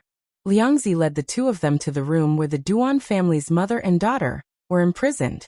The 2 people in the room had already lost their strength from shouting. At this moment, when they heard footsteps, they immediately shrank in a corner in fear and looked at Liangzi in horror. Liangzi waved his hand, and the 2 people carrying the sack behind him threw it to the ground. A familiar groan came from inside. The sack was untied, revealing Second Master Duan's bruised face. Second Aunt Duan screamed and quickly moved forward. Master, what's wrong? Why are you here too?" Second Master Duan coughed twice. When he saw the mother and daughter, he could not help but widen his eyes. Why are you here too?" "Congratulations, Second Master Duan, on reuniting with your wife and daughter." A low female voice came from outside the door. The 3 people in the room looked up in unison, and saw a short woman in men's clothes walk in. She was clearly smiling, but her eyes were ice-cold, looking especially frightening. The 3 members of the Duan family quickly huddled together. They looked at the woman in front of them in surprise and asked with a trembling voice, Why did you capture us? Who sent you? Is it General Dou?" Mrs. Wu couldn't help but snicker. "You think so highly of yourself. If General Dou wants to arrest you, why go through so much trouble? Then who are you?" Mrs. Wu straightened up and looked to the side. Her cold gaze softened instantly, and there seemed to be thousands of emotions in her eyes. The 3 members of the Duan family followed her gaze, and saw a memorial tablet. Still looking at the tablet, Mrs. Wu asked softly, "Do you remember him?" Second Master Duan looked at the name carefully. The next moment his expression changed drastically. He is. It seems that you do remember." Second Master Duan shook his head desperately. He originally did not remember this name. It was just that General Dou had recently appeared in the prefectural city. When he mentioned what happened back then, he recalled it again. Naturally, he also thought of the name of the leader of the human traffickers. The man's name was Zhuahong. Her deceased husband? So this woman. Second Master Duan suddenly gasped. "You want to avenge him? You're finally smarter." Mrs. Zhua smiled. "My late husband has been waiting underground for more than 10 years. He must be very happy to see me kill his enemy." Second Master Duan broke out in a cold sweat. He looked around and saw that everyone was on Mrs. Zhua's side. Knowing that it was hopeless for him to escape, he could only admit his mistake and beg for mercy. Mrs. Zhua, I was wrong. Please spare me. Please let us go. I can use other things to compensate you. How about silver? The Duan family has silver, and I'll give you half." No, I'll give you everything in the Duan family. I'll give you everything, okay? Please let us go. Please, Mrs. Zhuo, we're innocent. Even if my husband did something wrong, what does it have to do with us? We don't know anything. We're innocent. When Second Master Duan heard this, his expression instantly changed. He pounced over and hit Second Aunt Duan. What are you saying? I wanted to use all the Duan family's assets to exchange for the lives of our family, but you can't wait to cut ties. Second Aunt Duan's hands were tied and she could not fight back. Duan 1, who was at the side, bumped her head against Second Master Duan. Father, Mother is right. You implicated us. If you find any errors, ads pop up, ads redirect, broken links, non-standard content, etc., please let us know report so we can fix it as soon as possible. Chapter 1295. An easier death. Seeing the family of 3 biting each other, Mrs. Zhuo lowered her head and chuckled. No wonder the Duan family fell into Duan Qian's hands. Duan Qian didn't even beg for mercy when he was chased by us to the point of jumping into the river. You guys, on the other hand, have internal strife before I even said what to do. Second Master Duan, and the other 2 suddenly stopped. Suddenly he seemed to have thought of something and hurriedly said loudly, Yes, Duan Qian. What happened more than 10 years ago was done by my brother. It was Duan Qian's father who was investigating your husband. He was also the one who sent me a letter to find someone to save him. There's also young Master Do. Second Aunt Duan immediately shouted. At that time, young Master Do was kidnapped by your husband. He was the first to escape and even reported it to the officials. Your husband was sentenced to be beheaded because of the Do family. Duan 1 also shouted from the side. Yes, yes, yes. At that time, Duan 1 accidentally saw young Master Do. Young Master Do asked her for help, so she ran back to look for my uncle and asked him to report it to the officials. The family spoke at once, spitting out all the credit they had claimed. Mrs. Zhuo and Liangzi's expressions changed slightly, as if they hadn't expected this to be the truth. Previously, they had investigated the Duan family and knew that it was because of the Duan family's interference that her husband was caught and beheaded. Therefore, she hated the Duan family to the core, and wanted everyone in the Duan family to die. However, she did not know that the person who had played a big role was actually Duan 1, whom they had yet to find. Also, young Master Do, the Do family. Mrs. Zhuo's expression instantly turned ugly. She had already lost several people because of Duan Qian. If she went against the Do family, she would have no chance of winning at all. Liangzi quickly saw through her thoughts and immediately said softly, Madam, there's still a long way to go. We can deal with the Duan family first, and then make plans about the Do family. Mrs. Zhuo closed her eyes and took a deep breath. That's right. She had endured it for so many years. She could just do it for a while longer. When she opened her eyes again, Mrs. Zhuo's gaze turned sharp. Second Master Duan, and the other 2 were shocked when they saw this. It was over. She still did not intend to let them off. Mrs. Zhuo, every injustice has its perpetrator, and every debt has its debtor. Although my brother and sister-in-law are dead, Duan 1 and young Master Do are still alive. Go find them and let us go. Mrs. Zhuo snickered. Let you go? You've seen what I look like and know our past. Do you think we'll let you go? That's ridiculous. As she spoke, she no longer paid attention to the 3 of them. She turned around and called out, Liangzi. Yes. Liangzi turned around and left. After a while, another man walked in with a porcelain bottle in his hand and handed it to Mrs. Zhuo.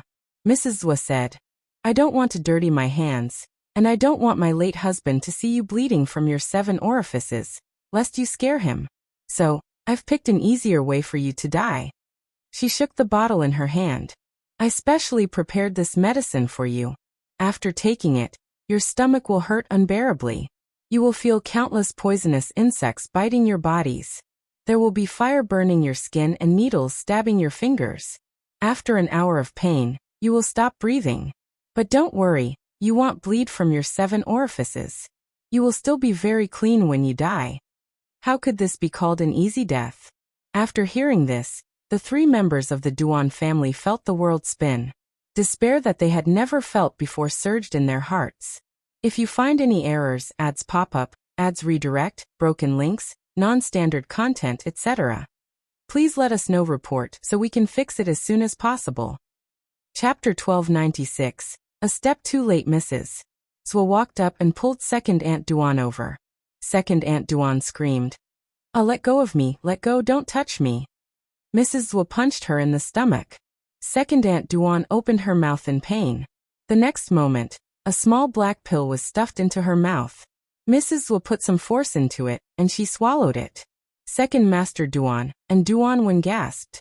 They wanted to cry and curse loudly, but at this moment, when they looked at Second Aunt Duan who was lying on the ground and struggling in pain, their throats seemed to be blocked by someone and they could not make a sound. Mrs. Zhuo walked up to Duan Wen. The latter's eyes widened in horror, and tears streamed down her face. No, don't kill me. Please don't kill me. Mrs. Zhuo was expressionless. In order to prevent her from struggling, she punched her in the stomach and stuffed the medicine in when she wasn't paying attention. In the end, only Second Master Duan was left. Seeing that his daughter and wife had been poisoned, Second Master Duan's eyes turned red. He struggled to stand up and wanted to run out. The man next to Mrs. Zhuo kicked him and knocked him to the ground. Mrs. Zhuo walked up and stuffed the medicine into his mouth without saying anything else. Then, she kicked him hard and said to the person beside her, "Watch them. When they die, dig a pit in the backyard and bury them." Yes. Mrs. Zhuo took out a handkerchief and wiped her hands before leaving the house.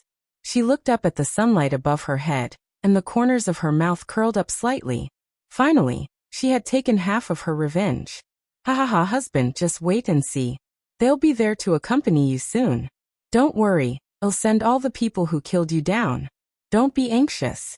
Wait a little longer. With that, she closed her eyes and exhaled in enjoyment. The next moment, she suddenly opened her eyes. However, at this moment, a light suddenly flashed across the corner of her eye, as if something had flown past. Mrs. Zhuo turned around and saw two figures jumping down from the wall.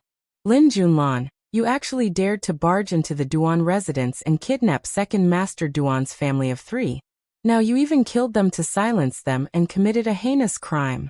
You're simply lawless. Don't even think about escaping today. After saying that, the two of them rushed over to Mrs. Zhuo. Mrs. Zhuo's face changed slightly and she stepped back. She retreated back into the house and moved the memorial tablet away from the table. She touched something, and a tunnel quickly appeared in front of her. Without another word, Mrs. Zhuo ran into the tunnel. However, as soon as she reached the bottom of the stairs, the tiles above her cracked and a crossbow bolt fell straight down. Mrs. Zhuo's pupils constricted and she stepped back, but she was still shot in the arm. The tablet in her arms fell to the ground with a thud. Blood welled up in Mrs. Zhuo's eyes, and she reached out to pick it up. Yundong jumped down from the roof and landed on the table with a bang. Then she reached out to grab Mrs. Zhuo. Mrs. Zhuo was actually quite skilled, especially since Yundong had caused her to drop her husband's tablet on the ground. She was extremely angry and moved a little faster. Yundong could not do anything to her for a moment. Fortunately, Dou Fukang's experts quickly dealt with the miscellaneous soldiers outside. They pushed open the door and came in, working together to take Mrs. Zhuo down. Mrs. Zhuo closed her eyes and heaved a sigh of relief. Suddenly, she smiled. Unfortunately, you're a step too late. If you find any errors, ads pop up, ads redirect, broken links, non-standard content, etc. Please let us know report so we can fix it as soon as possible. Chapter 1297. Still wanting retaliate against Yundong as she spoke, Mrs. Zhuo looked at the 3 people on the ground. Dou Fukang's expression changed slightly. He hurriedly instructed his subordinates, carry the 3 of them away first and find a doctor to treat them. Yes. Soon, someone hurriedly took the 3 Duan family members away. Mrs. Zhuo was still smiling. What's the point of taking them away now? There's no antidote for my poison. Even if you want to make an antidote now, they won't be able to stay alive for that. Ha ha ha. Dou Fukang's face was ashen.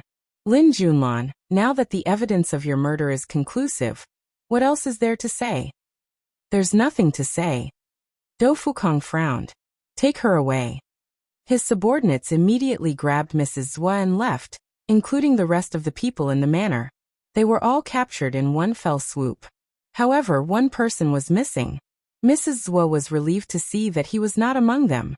She smiled as if nothing had happened to her. But when she was pressed into the carriage, she could not control herself. She glared fiercely at Gu Yundong. "Just you wait." Gu Yundong put away the crossbow and looked at her. She smiled and said, "Wait for what? For you to take revenge on me? Do you think you still have a chance to come out after entering the prison? Do you think I can't get out? Young lady, you'll regret what you did today."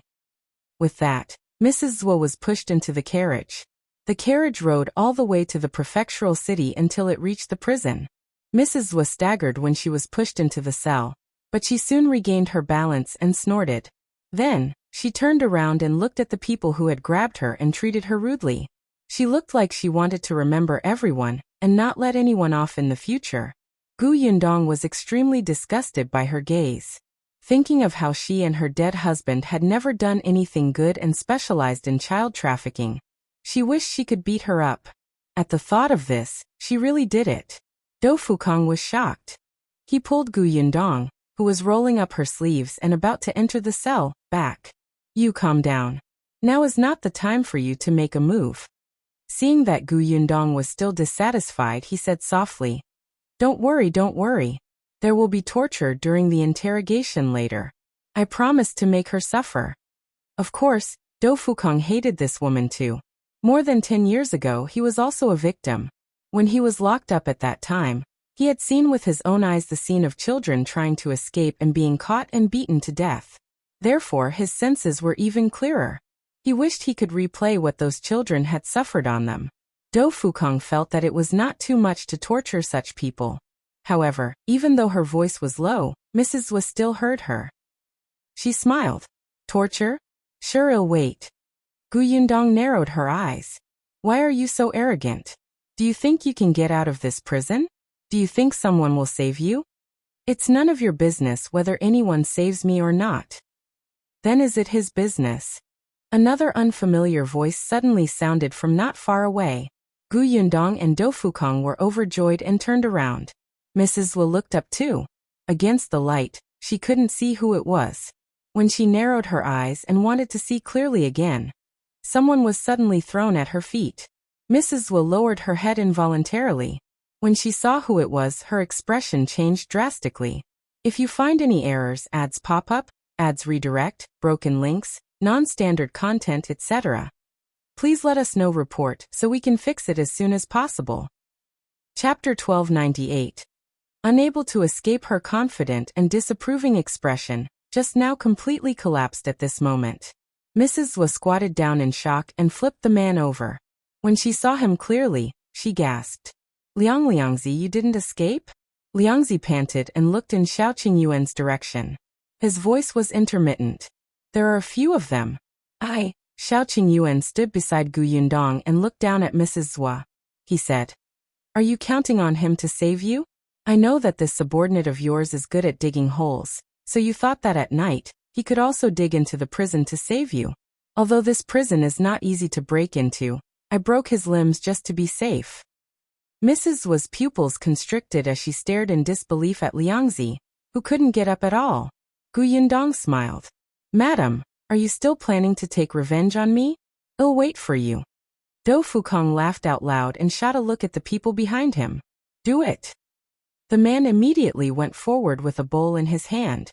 The bowl was filled with water. One of them grabbed Mrs. Zhuo, and the other poured the water into her mouth. Mrs. Zhuo was no match for them at all. No matter how hard she struggled, it was useless. She drank more than half a bowl of water. Not long after, she felt weak all over. Do Fukong shrugged and said, "I see that you're very confident. I'm afraid that you have more tricks up your sleeve, so I'll add another layer of protection. I'm very good to you, right?" "You." Mrs. Zhuo glared at them with bloodshot eyes. Unfortunately, Gu Yundong and the other two turned around and left. Liangzi was also dragged away and sent to the cell where the male prisoners were imprisoned. Mrs. Zhuo clung to the railing, but she didn't have much strength left. Soon, she fell to the ground again and could only shout at their backs, "Come back! Come back!" Gu Yundong and the other two turned a deaf ear. When they walked out of the cell, the three of them let out a sigh of relief. We've finally caught this malignant tumor. It's all thanks to your help today, Do Fukong said. Shao Qingyuan shook his head and looked at the guards behind Do Fukong. It's all thanks to Lord Do. To be honest, even if the few of them joined forces and considered every possibility, the lack of manpower was the greatest disadvantage. General Do was short of manpower, but he had given them a few capable guards. Otherwise, Shao Qingyuan would not have been able to pursue Liangzi so smoothly. This Liangzi was indeed very skilled. No wonder Duan Qian had suffered such a huge loss at his hands even with his guards. Moreover, Liangzi was good at digging holes. If not for the fact that he was not in Qingyuan Prefecture more than 10 years ago, and that Zhua Hong was beheaded not long after he was captured, the man would probably have been saved. I'll leave the interrogation to you, Shao Qingyuan said. Do Fukong raised his eyebrows. Don't worry. Not many people can withstand my father's interrogation. His father should be almost done with the matters at hand, and could take the time to help interrogate them. He thought that they should be able to dig out a lot of things from these people. Right, he had to report the situation to the prefecture magistrate, who was originally in charge of capturing the human traffickers. It was only because this matter involved his family that the prefecture magistrate handed it over to Do Fukong. After the matter was settled, he had to give an explanation. Yundong nodded. All right, let's go and see Second Master Duan and the rest. If you find any errors, ads pop up, ads redirect, broken links, non-standard content, etc., please let us know. Report so we can fix it as soon as possible. Chapter 1299. Duan Qian and Second Master Duan meet. Hence, the two sides parted ways. Do Fukong brought a few guards and hurried to the backyard of the government office. Yundong and Shao Qingyuan went to Huimin Medical Center. Second Master Duan and the rest were sent there. When they arrived at Huimin Medical Center, they saw Shaowen coming out. Shaowen heaved a sigh of relief when he saw them. How is it? Yundong asked. Shaowen shrugged. It's fine. Young master's medicine only makes their stomachs hurt for a while. It's not fatal. It's just that they're still unconscious now. They'll be fine when they wake up later. They would probably be a little frightened. That's right. Mrs. Li's lethal poison had been switched long ago. The poison she had fed Second Master Duan was developed by Shao Qingyuan. Although it looked the same on the outside, the effects were worlds apart. However, Shao Qingyuan was very curious about Mrs. Li's poison. He was thinking about studying it when he was free to see what ingredients were in it, if it was really incurable, and if it would take an hour to kill the target as she said. As he pondered, he walked towards the backyard of Huimin Medical Center. Second Master Duan's family of three lay on the bed together, looking peaceful. Yundong wanted to laugh. She did not have a good impression of the three Duan family members, but it was still up to Duan Qian to decide how they wanted to deal with this matter. Speak of the devil. Tong Shuitao brought Duan Qian and his sister over. Duan Qian had almost recovered, but today was the first time he had stepped out of the Do residence. After all, Mrs. Zhua and the others had been caught, so there was no need for him to hide anymore. Upon seeing second Uncle Duan and the other two, Duan Qian's eyes turned cold. He said to the servants of the Duan residence behind him, "Carry them home first." Yes. After the three of them were carried away, Duan Qian turned around and invited Shao Qingyuan and the others to the Duan residence as guests. Yundong waved her hand. You've just returned to the residence. There must be many things to deal with at home. Let's talk about it another day. Duan Qian thought about it and agreed. Second uncle had been torturing the Duan residence these days. It was time to reorganize it. Hence he did not force her and brought Duan Wan into the carriage. Unexpectedly, just as he went up, Second Master Duan was jolted awake. The moment he opened his eyes, he suddenly met Duan Qian's cold eyes. He immediately gasped, and was so shocked that he could not even speak. After a while he muttered, "I'm indeed dead." Then his head lulled, and he closed his eyes again. Duan Wan sneered. "So what if you're dead? My brother is still alive and well." Second Master Duan suddenly opened his eyes again.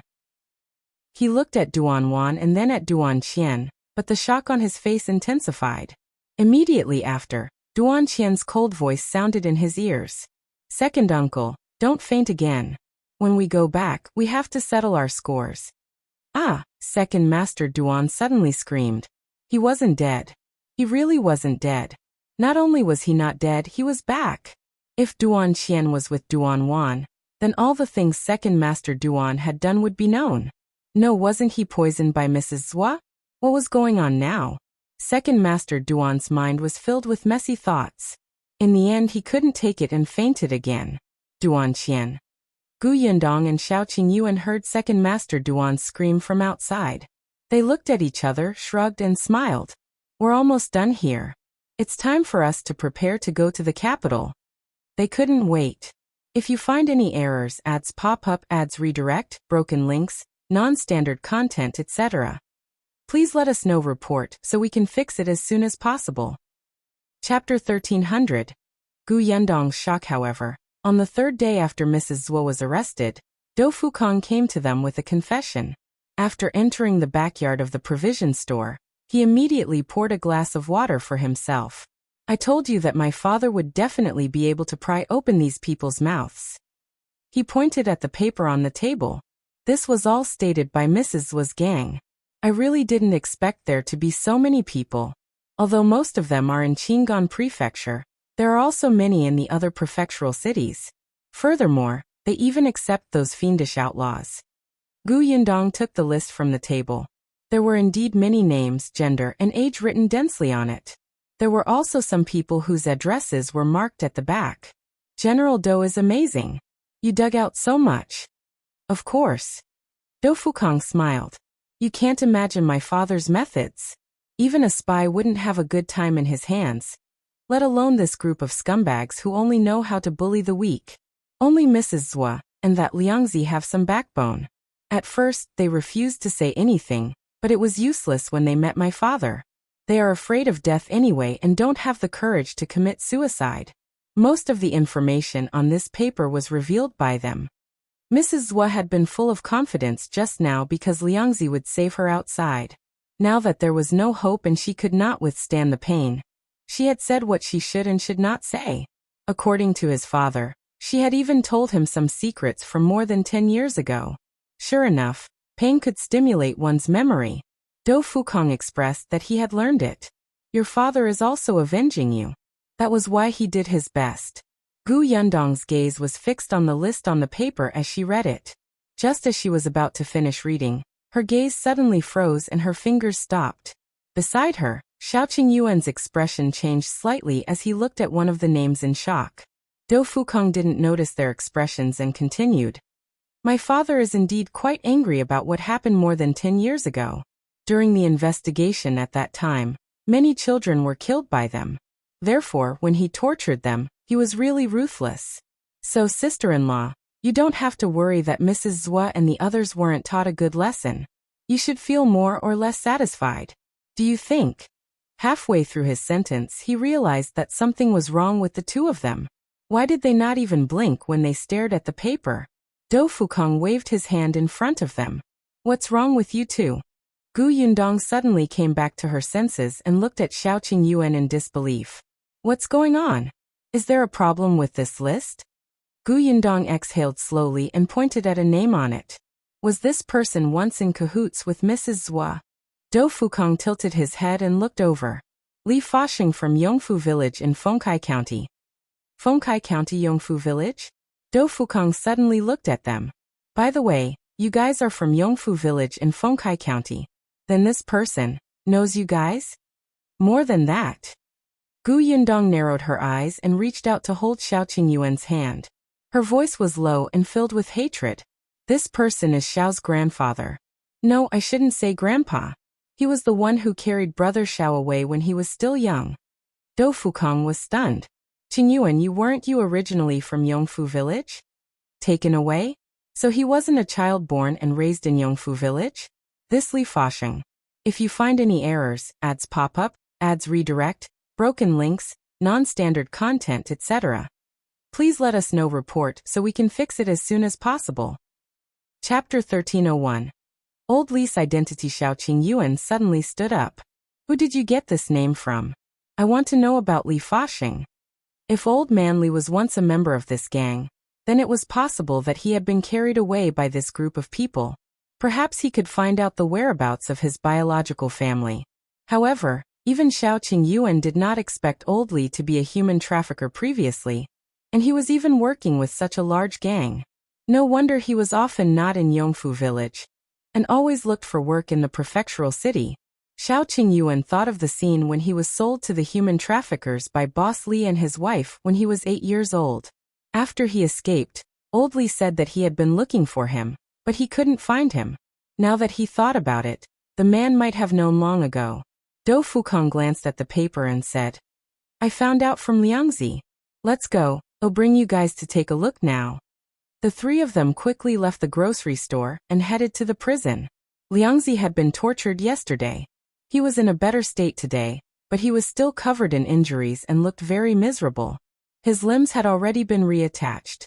According to Dou Fukong, Liangzi had requested it himself. He would only confess after his limbs were reattached. General Dou got someone to treat him. This gave Liangzi some hope and made him feel that he could escape, and that he did not have to risk his life to protect the secret. In the end, Liangzi really confessed a lot. However, the guards in this cell had been replaced by General Dou's men. If Liangzi wanted to escape, he had to see if they allowed it. Shao Qingyuan and the other two stood at the corner of the cell and looked at the huddled figure from afar. Dou Fukong said, "I'll get someone to ask. We can just listen here." Shao Qingyuan nodded. Yundong held his hand tightly and refused to let go. Soon, someone entered and walked to Liangzi's side. Liangzi heard the footsteps and raised his eyes slightly. He was still lying motionless on the straw. He only asked weakly, "Is there anything else you want to ask? Among the people you recruited previously, was there a person called Li Fashing from Yongfu village?"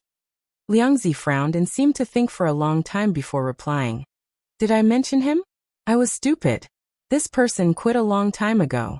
Later, I heard that he was already dead. You don't have to catch him." "Why didn't he quit? When did he quit? How could you allow him to leave?" Liangzi found it strange. "Why are you so curious about Li Fashing?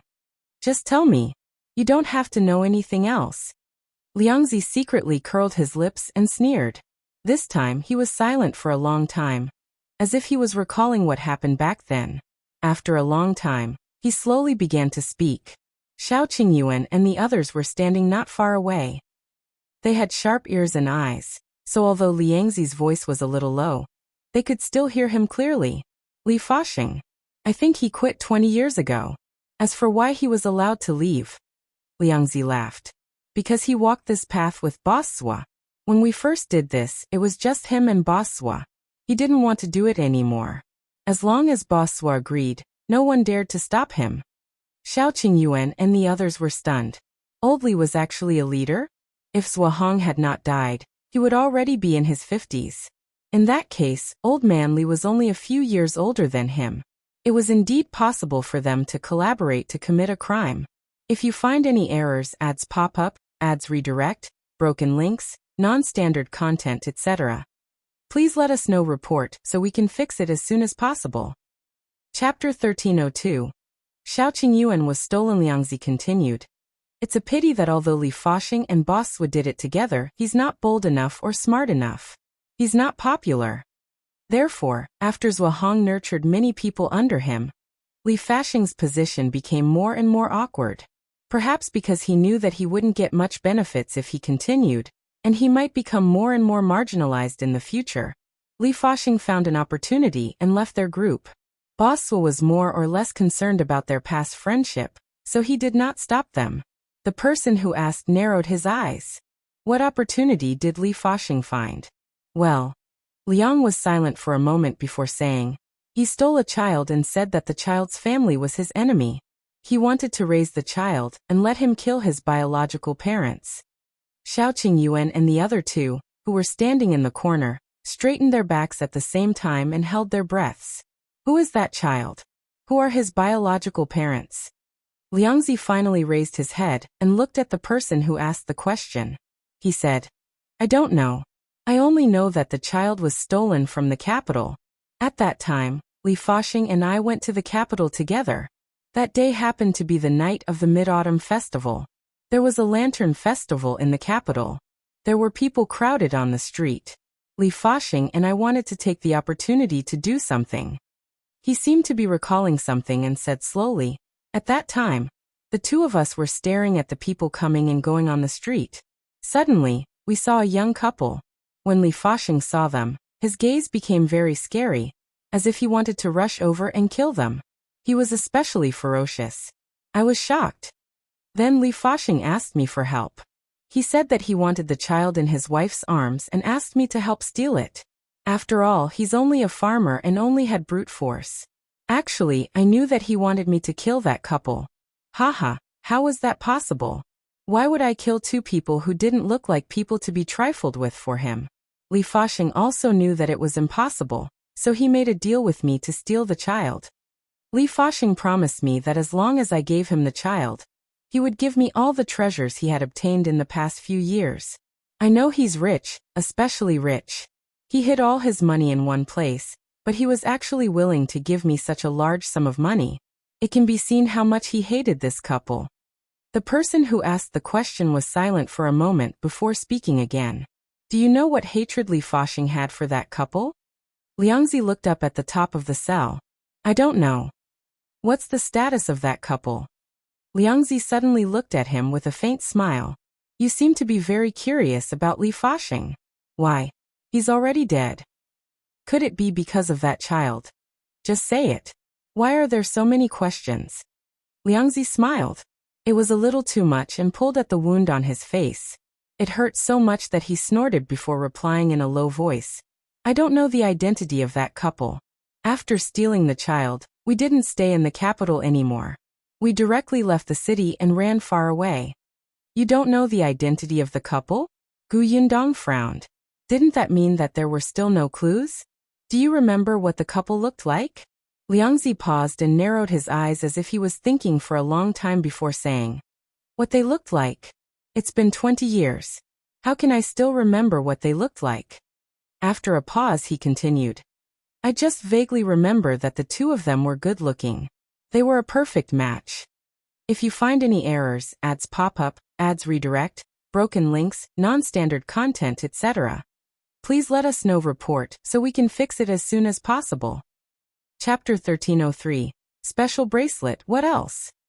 The person who asked the question frowned. This range was too wide. There were many good-looking couples in the world. What was the use of saying this? Also, Liangzi pondered for a moment. By the way, the wife was wearing a very special silver bracelet on her wrist. There's a leaf on one side of the bracelet, and a small bead on the other. Coincidentally, the small bead could be pressed into the leaf with a light clasp. That child especially liked to grab this bracelet with his hand, so I have some impression. Yundong, who was not far away, hurriedly asked someone to bring a brush and paper over. She drew the bracelet according to Liangzi's words. The bracelet was a little strange, but Yundong still handed the drawing to the person who asked. Liangzi looked at the picture, and then at the corner. He smiled. There seems to be something missing.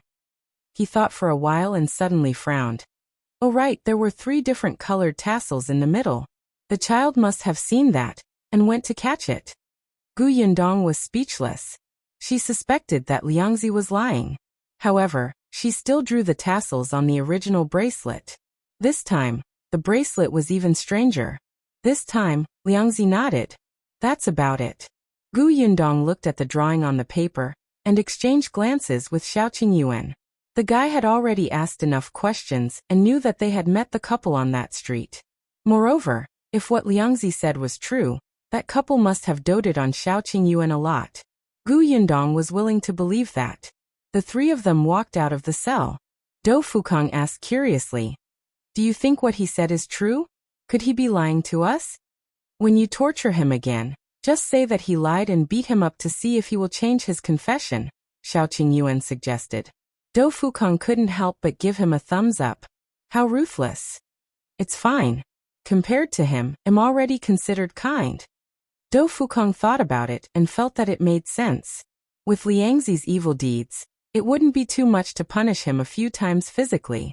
Besides, compared to Liangzi, Shao Qingyuan was a victim. He had been stolen by Liangzi. After taking a few steps, Gu Yundong suddenly reminded Do Fukong. I see that Liangzi has been lying motionless on the straw pile. Is there something wrong? Do Fukong was stunned. You suspect that he dug a hole down there? He instantly stopped in his tracks. Oh, go back and take a look. Then he hurriedly walked into the cell. After a while, he came out again with a relaxed smile on his face. He waved at Gu Yundong. It's okay. He can't escape. But you're right. The guard said that he did dig a hole. However, digging a hole was useless. This cell was different from ordinary cells. You could not dig out at all. No wonder General Do reattached Liangzi's limbs without hesitation. Gu Yundong stopped paying attention and went to a silver shop with Shao Qingyuan. He got someone to make a silver bracelet according to the blueprint. The boss of the silver shop asked them to come and collect it 2 days later. He guaranteed that it would be exactly the same as the drawing on the blueprint. Even if it was different, it could be changed. Only then did Gu Yundong and Shao Qingyuan leave. 2 days later, they obtained the silver bracelet from the silver shop. How should she put it? Although it was a little strange when drawn, it was fun after it was made. Gu Yundong held the silver bracelet in her hand and turned to look at Shao Qingyuan. The latter also looked at the bracelet, and something flickered in his eyes. If you find any errors, ads pop up, ads redirect, broken links, non-standard content, etc., please let us know. Report so we can fix it as soon as possible. Chapter 1304. Liangzi is dead. Brother Shao, your mother must doted on you. The bracelet was not pretty, but its color attracted the attention of children. Perhaps big brother Shao's mother had specially given him such a silver bracelet. Shao Qingyuan's gaze was complicated. He took the bracelet and remained silent for a long time. After a long time he said, let's set off for the capital tomorrow. Gu Yundong's eyes lit up. This was the first time Shao Qingyuan had taken the initiative to look for his parents. She felt that the confusion in his heart had disappeared. Gu Yundong grabbed his hand and nodded heavily. All right, we'll leave tomorrow. Let's go back first and buy a ship ticket at the docks. The two of them seemed to instantly be in a good mood. The gloominess in their hearts dissipated bit by bit, and even their footsteps became very light. They went to the docks to reserve a passenger ship. They had already talked to the person in charge here beforehand.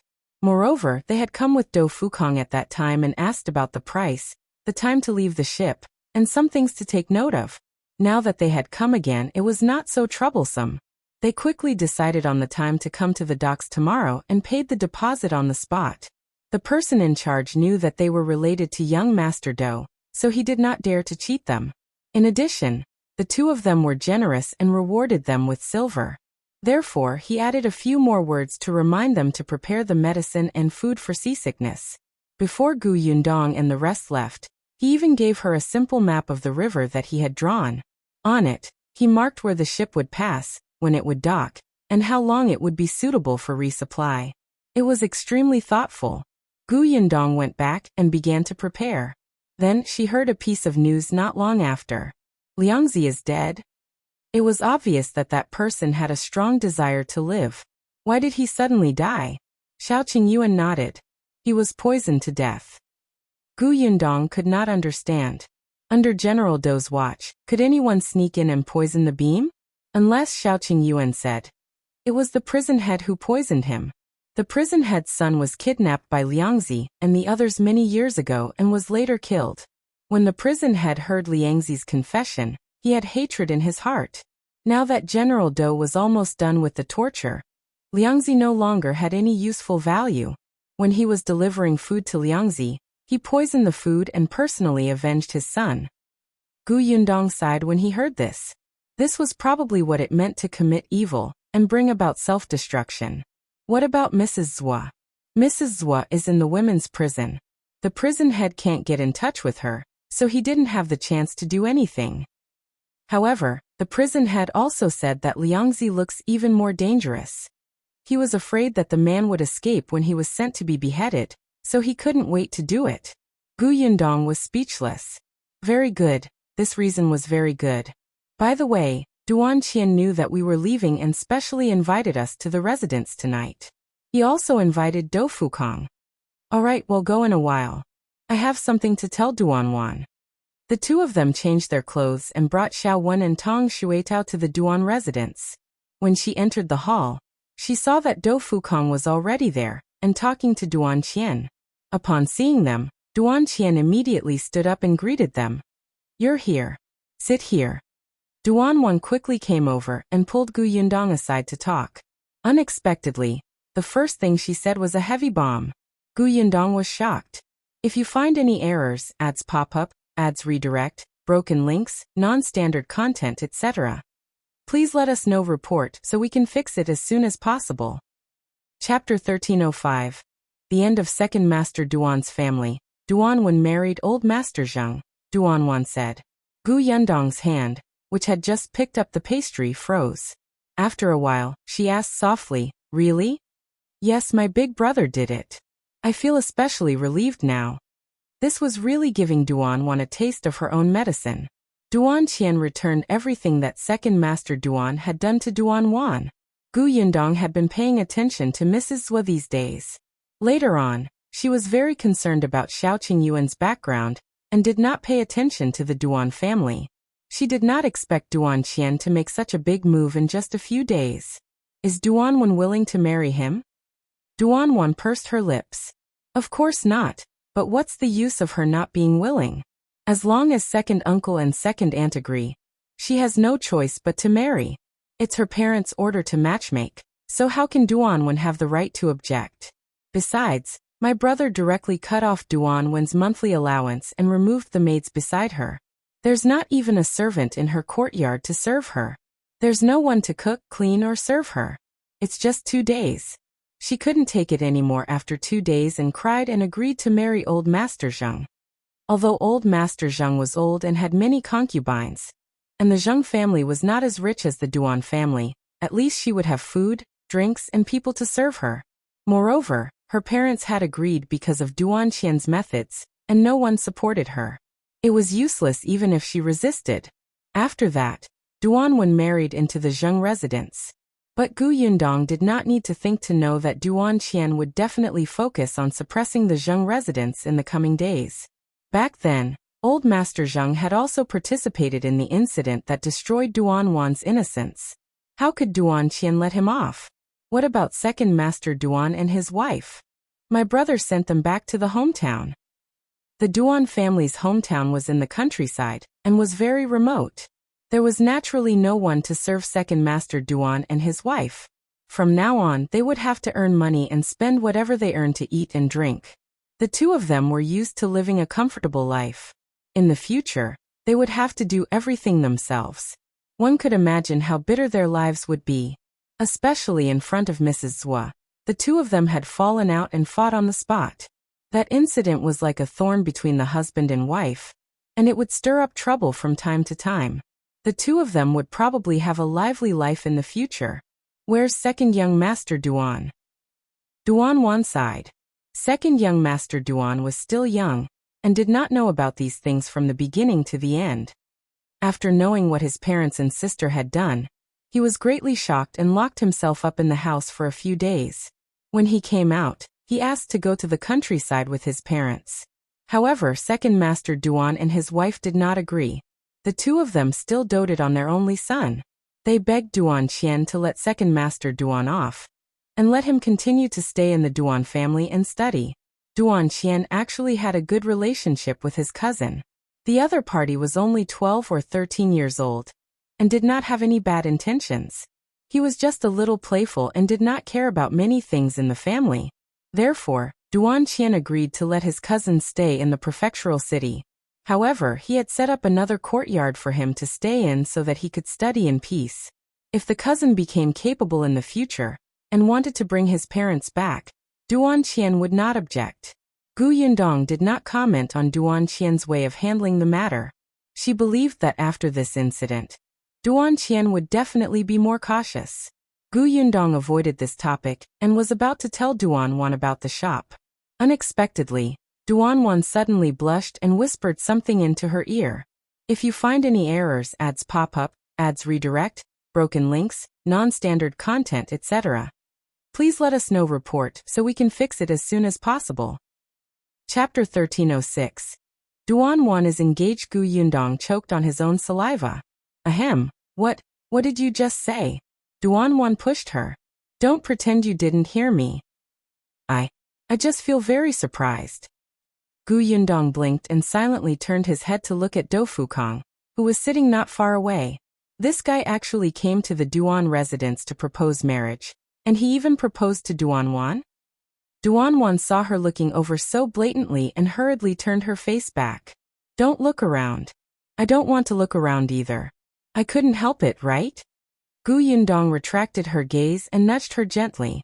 She asked, what did he say? He just thinks I'm great. Gu Yundong was speechless. Just like that? However, looking at Duan's expression, it wasn't like she didn't have feelings for Do Fukong. That's right. Do Fukong was a handsome man. He was talented in both civil and military matters. He was also warm-hearted and loyal. Although he had married a wife before, that wife had passed away in a year due to poor health. However, for a family like the Do family, even if he were to remarry, there would still be many people who would crush his doorstep. If Do Fukong wanted to marry Duan, he would definitely be sincere. However, Gu Yundong was still a little worried. Have you understood the Do family's situation? I've heard that the Do family is a military family. The Do family's people have straightforward tempers and there aren't many twists and turns. They also don't have as many rules as those aristocratic families. I heard that young Master Do's sister-in-law has even been to the battlefield before. Therefore, even though I'm a businesswoman, the Do family doesn't mind. Gu Yundong did not say anything else. Qian should have considered these questions. She teased Duan. Then I'll congratulate you here, but I won't have the chance to attend your wedding. Shall I give you a gift in advance? What gift? Duan was very curious. She was looking forward to it. The corners of Gu Yundong's mouth twitched. She said, I don't have one now. I didn't know that you had decided on it. Before I leave tomorrow, I'll get someone to hand it to you. You don't need to leave it to me. I'll send you to the dock tomorrow, Duan said. Then she suddenly lowered her head and said disappointedly, I can't bear to see you go. Gu Yundong found it funny. She recalled their hostile gazes when they first met. Now it was rare for them to sit here and talk. She changed her mind and told her about the shop. Duan had to prepare for her wedding, and could not find time in a short period of time. However, Gu Yundong did not intend to let her open the shop now. After dinner, Gu Yundong and Shao Qingyuan returned to the provision store. They were now living in the backyard of the provision store. Knowing that they were leaving, Grandpa Yu and the rest could not bear to leave. At this moment, they began to busy themselves in the kitchen to prepare the food they needed to bring along on the way. Gu Yundong did not know whether to laugh or cry. However, this was Grandpa Yu and the rest's kind intentions. She could not bear to let them down. The next morning, Grandpa Yu and Uncle Yu personally sent Gu Yundong and the rest to the pier. Just as they were saying goodbye, Qian and the other two came over. Gu Yundong held a long box in her hand and stuffed it into Duan's arms. This is your wedding gift. Keep it well, and look at it when you get back. Okay. Duan couldn't help but tear up. She didn't like this kind of parting scene. It wasn't easy for her to have such a close friend, but she didn't expect that her friend would leave after spending a few days with her. If you find any errors, ads pop up, ads redirect, broken links, non-standard content, etc., please let us know. Report so we can fix it as soon as possible. Chapter 1307. Gu Yundong's gift. Gu Yundong patted her shoulder. I'll visit you when I return from the capital. You have to receive us well then. Definitely. Gu Yundong then looked at Qian and Do Fukong. The two of them had finished talking to Shao Qingyuan. In the end she only said, take care. Have a safe trip. Gu Yundong and Shao Qingyuan nodded at them and turned to walk towards the ship. Their carriage could not be transported over together. Although this passenger ship was big, the carriage took up too much space. Such a passenger ship would not allow guests to bring it over, so the carriage could only stay in Wanqing Prefecture for the time being. They had to let the Yu family take care of it. Therefore, they could only move the things on the carriage to the cabin of the passenger ship one by one. When Gu Yundong and Shao Qingyuan talked to and Duan and boarded the ship, Eugene and Xiaowen had already helped carry everything up. At this moment, Eugene jumped off the boat and said to Gu Yundong, "Sister Gu, brother-in-law, the things have been placed. My grandfather's pancakes are in the rattan basket at the outermost corner. Don't forget to eat them later." "Of course, thank you." "You're welcome." Eugene stood beside his father and grandfather and waved at Gu Yundong and the others. Gu Yundong heaved a sigh of relief before turning around and entering the cabin with Shao Qingyuan. The cabins here were not big. There were many rooms. The cabin that Gu Yundong and Shao Qingyuan were staying in was not bad. It was on the upper floor. Although it was small, it was clean. There were cabinets and windows in the room. Occasionally, sunlight would enter. There were 2 more floors under the cabin they were in. These 2 floors had no windows and the rooms were not big. Moreover, the bottom floor was almost filled with large bunks. It was a little messy and damp. Gu Yundong opened the windows and saw Uncle Yu, Duan, and the others still standing at the pier, as if they would not leave until the boat left. Duan could not help but look at the long box in her hand. She quietly ran to the back of the carriage and opened the box. Then she saw a scroll. Duan was stunned. Jilan, who was beside her, was also curious. She took the box from Duan's hand and asked, Mrs. Shao gave you a scroll.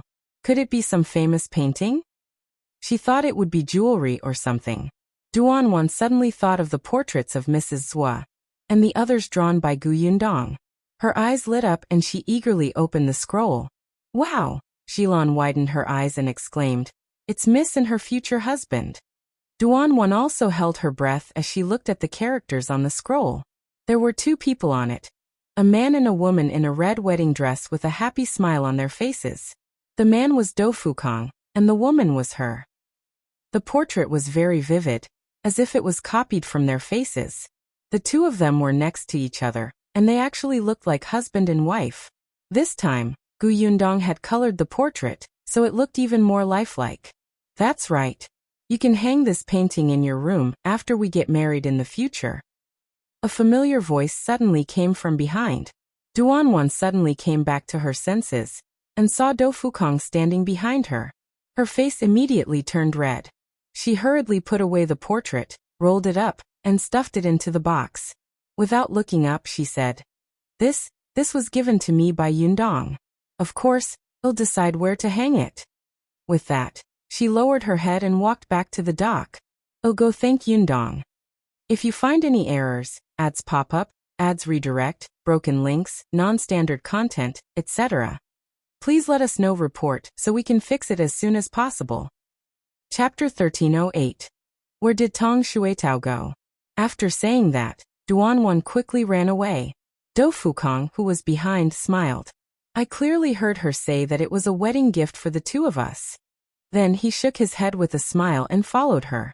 When she reached the dock, she saw Duan waving at Gu Yundong and shouting, "Yundong, thank you." Duan's voice could not be heard because of the noise at the dock and the sound of the waves. Gu Yundong could only see the corners of her mouth moving. She seemed to have heard her name, so she raised her hand and waved. Gu Yundong only retracted her head from the window when she heard the whistle. She frowned and looked at Shao Qingyuan and Xiaowen, who were tidying up. "Shuitao isn't back yet?" Xiaowen stopped what he was doing. Seeing that it was getting late, he also became anxious. "That's right. She said that she would definitely come back before the ship sailed, but I didn't see her even when the ship was about to sail." "Did she say where she was going?" Shao Qingyuan asked. Gu Yundong shook her head. "She said that she was going out early in the morning. I thought that she might have some private matters to attend to, so I didn't ask further. I only told her to hurry back and not miss the boat." As they spoke, Gu Yundong felt the boat shake slightly. The boat had already begun to move. Gu Yundong suddenly stood up and hurried out of the cabin. As soon as she opened the door, she heard a familiar voice from afar. "Wait for me. Wait for me. Don't start the boat yet. I haven't come up yet." The corner of Gu Yundong's mouth twitched. She saw Tong Shuitao rush past the 3 Yu family members and Duan like a gust of wind. She quickly ran towards the bow of the ship. The crew member who was tightening the rope was shocked and quickly stopped her. Stop, stop. Don't be rash. You'll fall if you jump over directly. At this moment, the bow had already left the shore and the pedal had been removed.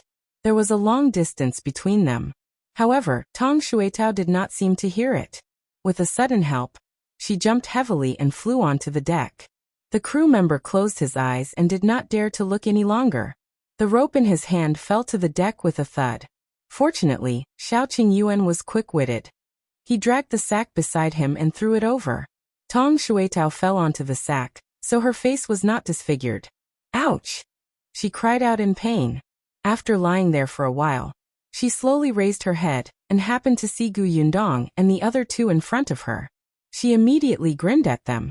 However, halfway through her grinning, the captain came over angrily and said to her, "What's wrong with you? Do you know how dangerous it is to jump forward like this? If you don't jump onto the boat and fall into the river, you'll lose your innocence as a girl." Tong Shuitao shrunk her neck. She knew that the other party had good intentions and hurriedly got up. She said guiltily, "I won't do it again." The captain wanted to say something else, but the crew member tugged at his sleeve and pointed at Yundong, and the other two standing not far away, reminding him that this maidservant had a master. Only then did the captain shut his mouth. He exhaled and turned to leave. Yundong pointed at Tong Shuitao. "Look at how capable you are. Aren't you afraid of falling? Come in with me." Tong Shuitao laughed dryly and hurriedly followed Yundong in. Shao, who was the last to enter, closed the cabin door. Yundong asked, "Where did you go? Why did you come back so late? If you find any errors, ads pop up, ads redirect, broken links, non-standard content, etc., please let us know report so we can fix it as soon as possible." Chapter 1309. Rong's reminder. Tong Shuitao walked to Yundong's side obsequiously and said in embarrassment, "I paid tributes to someone." Yundong was stunned. "Tributes?" "Yes, Rong came to look for me before I came. He knew that we were going to pass by Wanqing Prefecture, so he asked me to visit his sister and tell her that he's doing well. He'll come and visit her again if he has the chance in the future." Yundong suddenly remembered that she had bought Rong from the broker in Wanqing Prefecture. Previously, he was a servant in the Qian residence. His sister was killed by the eldest young master of the Qian residence. "You should have told me earlier. I could have gone to take a look." Yundong rubbed her temples. Tong Shuitao scratched her head. "I wanted to tell Miss previously, but Rong told me not to say anything. He said that if Miss knew, she would definitely go and take a look. However, you are Miss and Rong is a servant. He can't afford such good fortune." Yundong was speechless. Tong Shuitao admitted her mistake. "I didn't notice. I exchanged a few more words with Sister Rong and told her that Rong is doing well in the Gu family. Now he has learned a lot of knowledge from old master. Now he speaks like a decent man. I couldn't hold back my words, so I came late." "Alright, just be careful next time. Also, if you encounter such a situation, don't jump up without a care." "Yes, miss. I won't do it again." Only then did Yundong stop blaming her. The few of them unpacked their things for a while. They rented 3 rooms. Yundong and Qingyuan's rooms were in the middle, Tong Shuitao's on the left, and Shaowen's on the right. Tong Shuitao and her husband packed up their things and moved some pots and pans to their rooms. In an instant, Yundong and Qingyuan room became open and bright. Yundong took out a clean blanket from the box and laid it on the bed. Only then did she sit comfortably by the window and look at the scenery. Unexpectedly, as soon as she opened the window, she saw Tong Shuitao waving at her from the other side. "Miss, this is my first time taking a boat." Yundong had been on a boat before, but this was also her first time in this world. It had to be said that this boat was actually sailing quite quickly. The water was very clear, but the wind was a little strong. Qingyuan brought a cloak over and covered half of her head with the hat. "Don't catch a cold. There will be a lot of days on the ship in the future. There's no hurry. I've asked around. When we pass by Heading Prefecture, there will be osmanthus trees planted on both sides of the shore. This is the time when the osmanthus flowers bloom. There's fragrance all the way. There are also osmanthus flowers floating on the river. It looks like a paradise." Why had she not heard of this? Gu Yundong's interest was piqued. Just imagining that scene made her look forward to it. Indeed, this was the honeymoon trip she had imagined.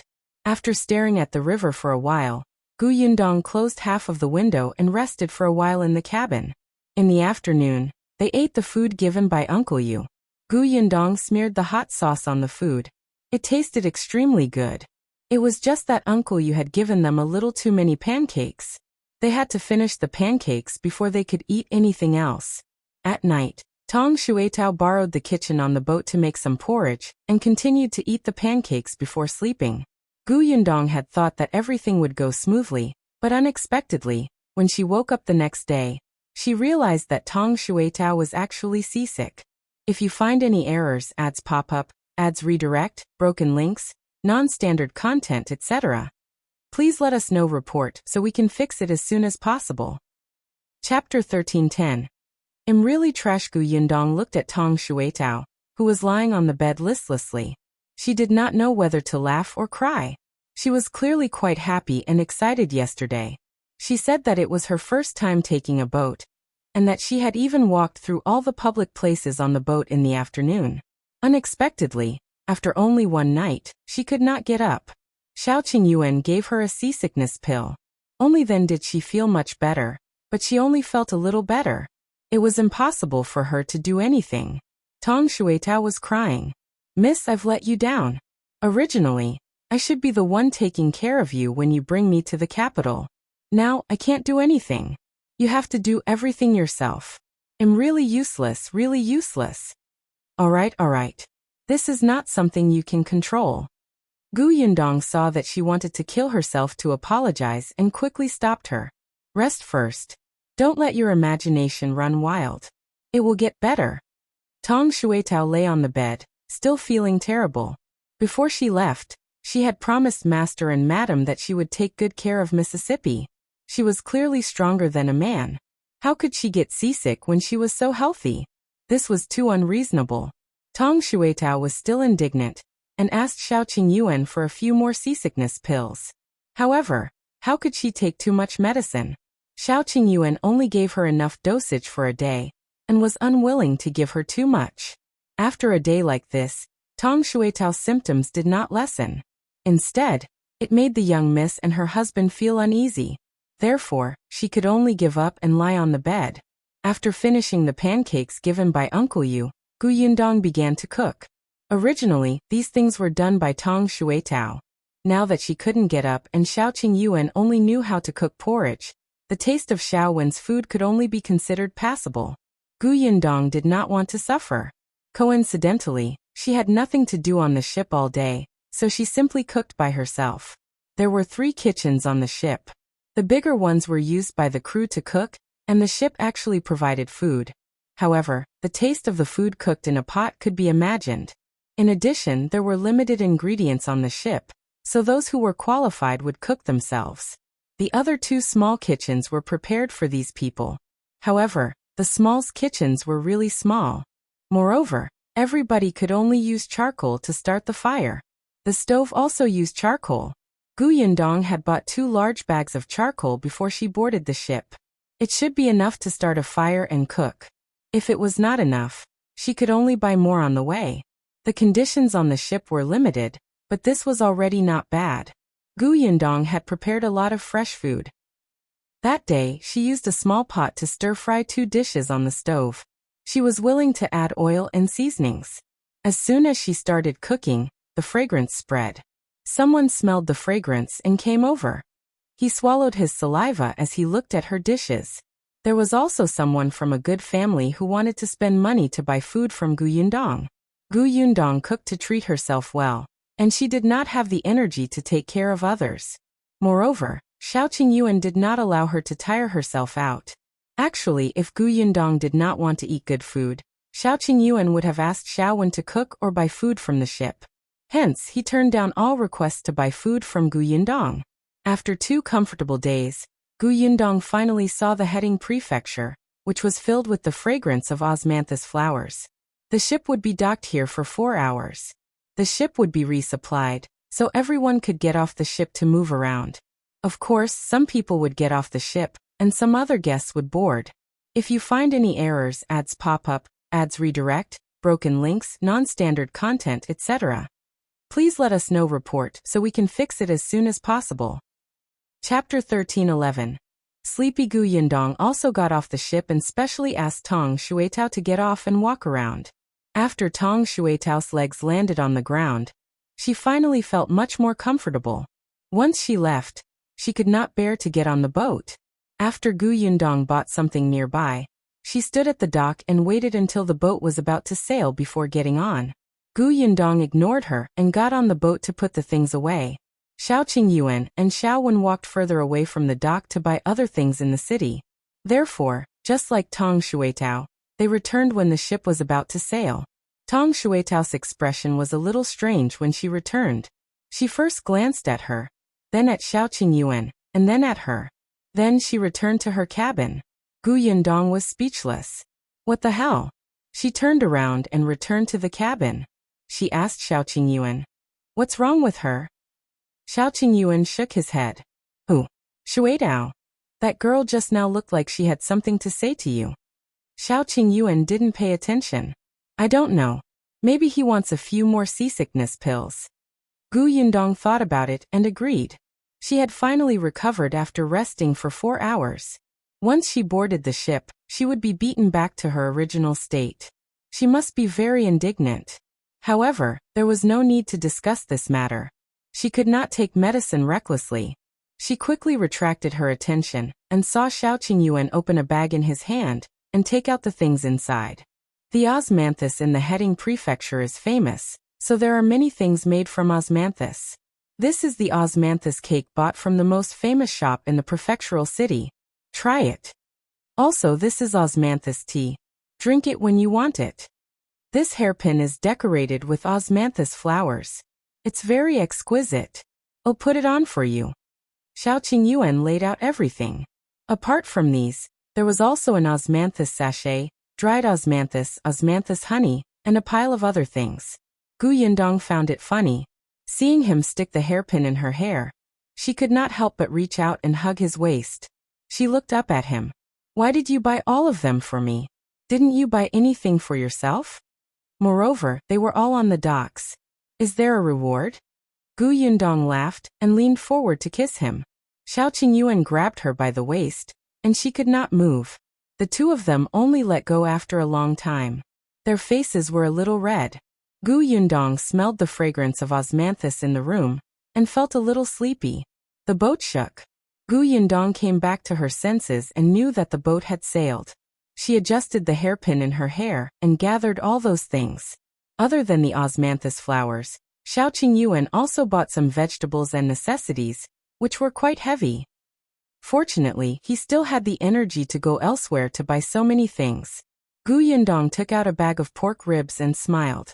"Just nice, these pork ribs will be used to stew radishes tonight." She had seen them near the docks before. There were ribs, but they didn't look very good, so she didn't buy them. She didn't expect him to bring a bag over. Shao Qingyuan hugged her.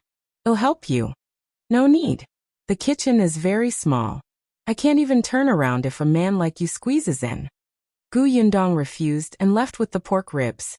As soon as she went out, she realized that Tong Shuitao had also opened the cabin door. Gu Yundong glanced at her. "You're not seasick anymore?"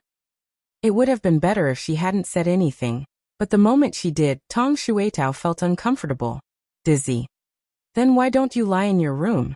Why did you come out?" If you find any errors, ads pop up, ads redirect, broken links, non-standard content, etc., please let us know report so we can fix it as soon as possible. Chapter 13:12. A woman follows young Master Tong Shuitao swayed, but still came over and pulled Gu Yundong into her cabin. "Miss, I thought about it and felt that I should tell you." "What are you talking about? You look so mysterious." Gu Yundong sat on the edge of the bed and raised her eyebrows. Tong Shuitao lowered her voice. "Miss, when I boarded the ship just now, I saw a woman following behind young master. You don't know, but the way that woman looked at young master, that affectionate and loyal expression. Don't use random idioms. Speak properly." Oh. Tong Shuitao quickly stopped and continued. In short, it's obvious that that woman has ill intentions towards young master. She insisted on following him. She's very shameless. Gu Yundong asked. What about brother Shao? As for young master, I don't know if young master heard her, but he walked very quickly and left that woman behind in an instant. Tong Shuitao was especially proud when she said this. Actually, I think with Miss around, young master won't fancy other women. Gu Yundong smiled. In that case, what's there to be conflicted about? Even though young master has young miss, he can't stop women from pestering him. Some people don't care about being young master's concubine at all, and insist on clinging to him. Therefore, young miss, we have to guard him tightly. We have to keep an eye on young master at all times to see if any women appear around him. For example, just now, after young miss and young master disembarked from the ship, you went to different places, and young master was immediately targeted by women. Keeping an eye on brother Shao at all times? Gu Yundong felt suffocated at the thought of this. Seeing Tong Shuitao's serious expression, Gu Yundong did not know what to say. Tong Shuitao said, Miss, don't take it lightly. In the past, I also felt that this kind of thing wouldn't happen to young master. After all, when we were in Yongfu village, those girls all hid far away when they saw young master. Young master had already become a 20-year-old wifeless man, so his market was not good. However, once he left Yongfu village, young master immediately became popular. We have to be wary. Gu Yundong was speechless. She patted Tong Shuitao's shoulder. I think what you said makes sense, but I can't stand keeping an eye on someone all the time, so forget it. I know better than you what kind of person your master is. Even if he really likes other women one day, it's not like I can't live alone. Are you afraid that I won't be able to support you? Of course not. All right, don't let your imagination run wild. Otherwise, you'll feel even more dizzy. We'll stew pork ribs with radishes tonight. Thinking of Miss Culinary skills, Tong Shuitao couldn't help but swallow her saliva. Although she was seasick, her appetite didn't seem to have decreased. It was also a very magical thing. Gu Yundong carried the pork ribs out, but when she thought of what Tong Shuitao had said, she returned to her cabin to look for Shao Qingyuan. However, when she went over, she realized that the door of the cabin was locked. He should have gone out.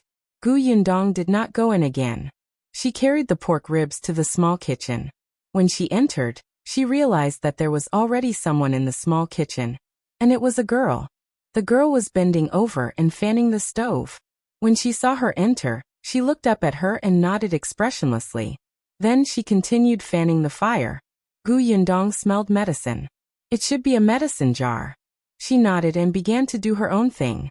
If you find any errors, ads pop up, ads redirect, broken links, non-standard content, etc., please let us know report so we can fix it as soon as possible.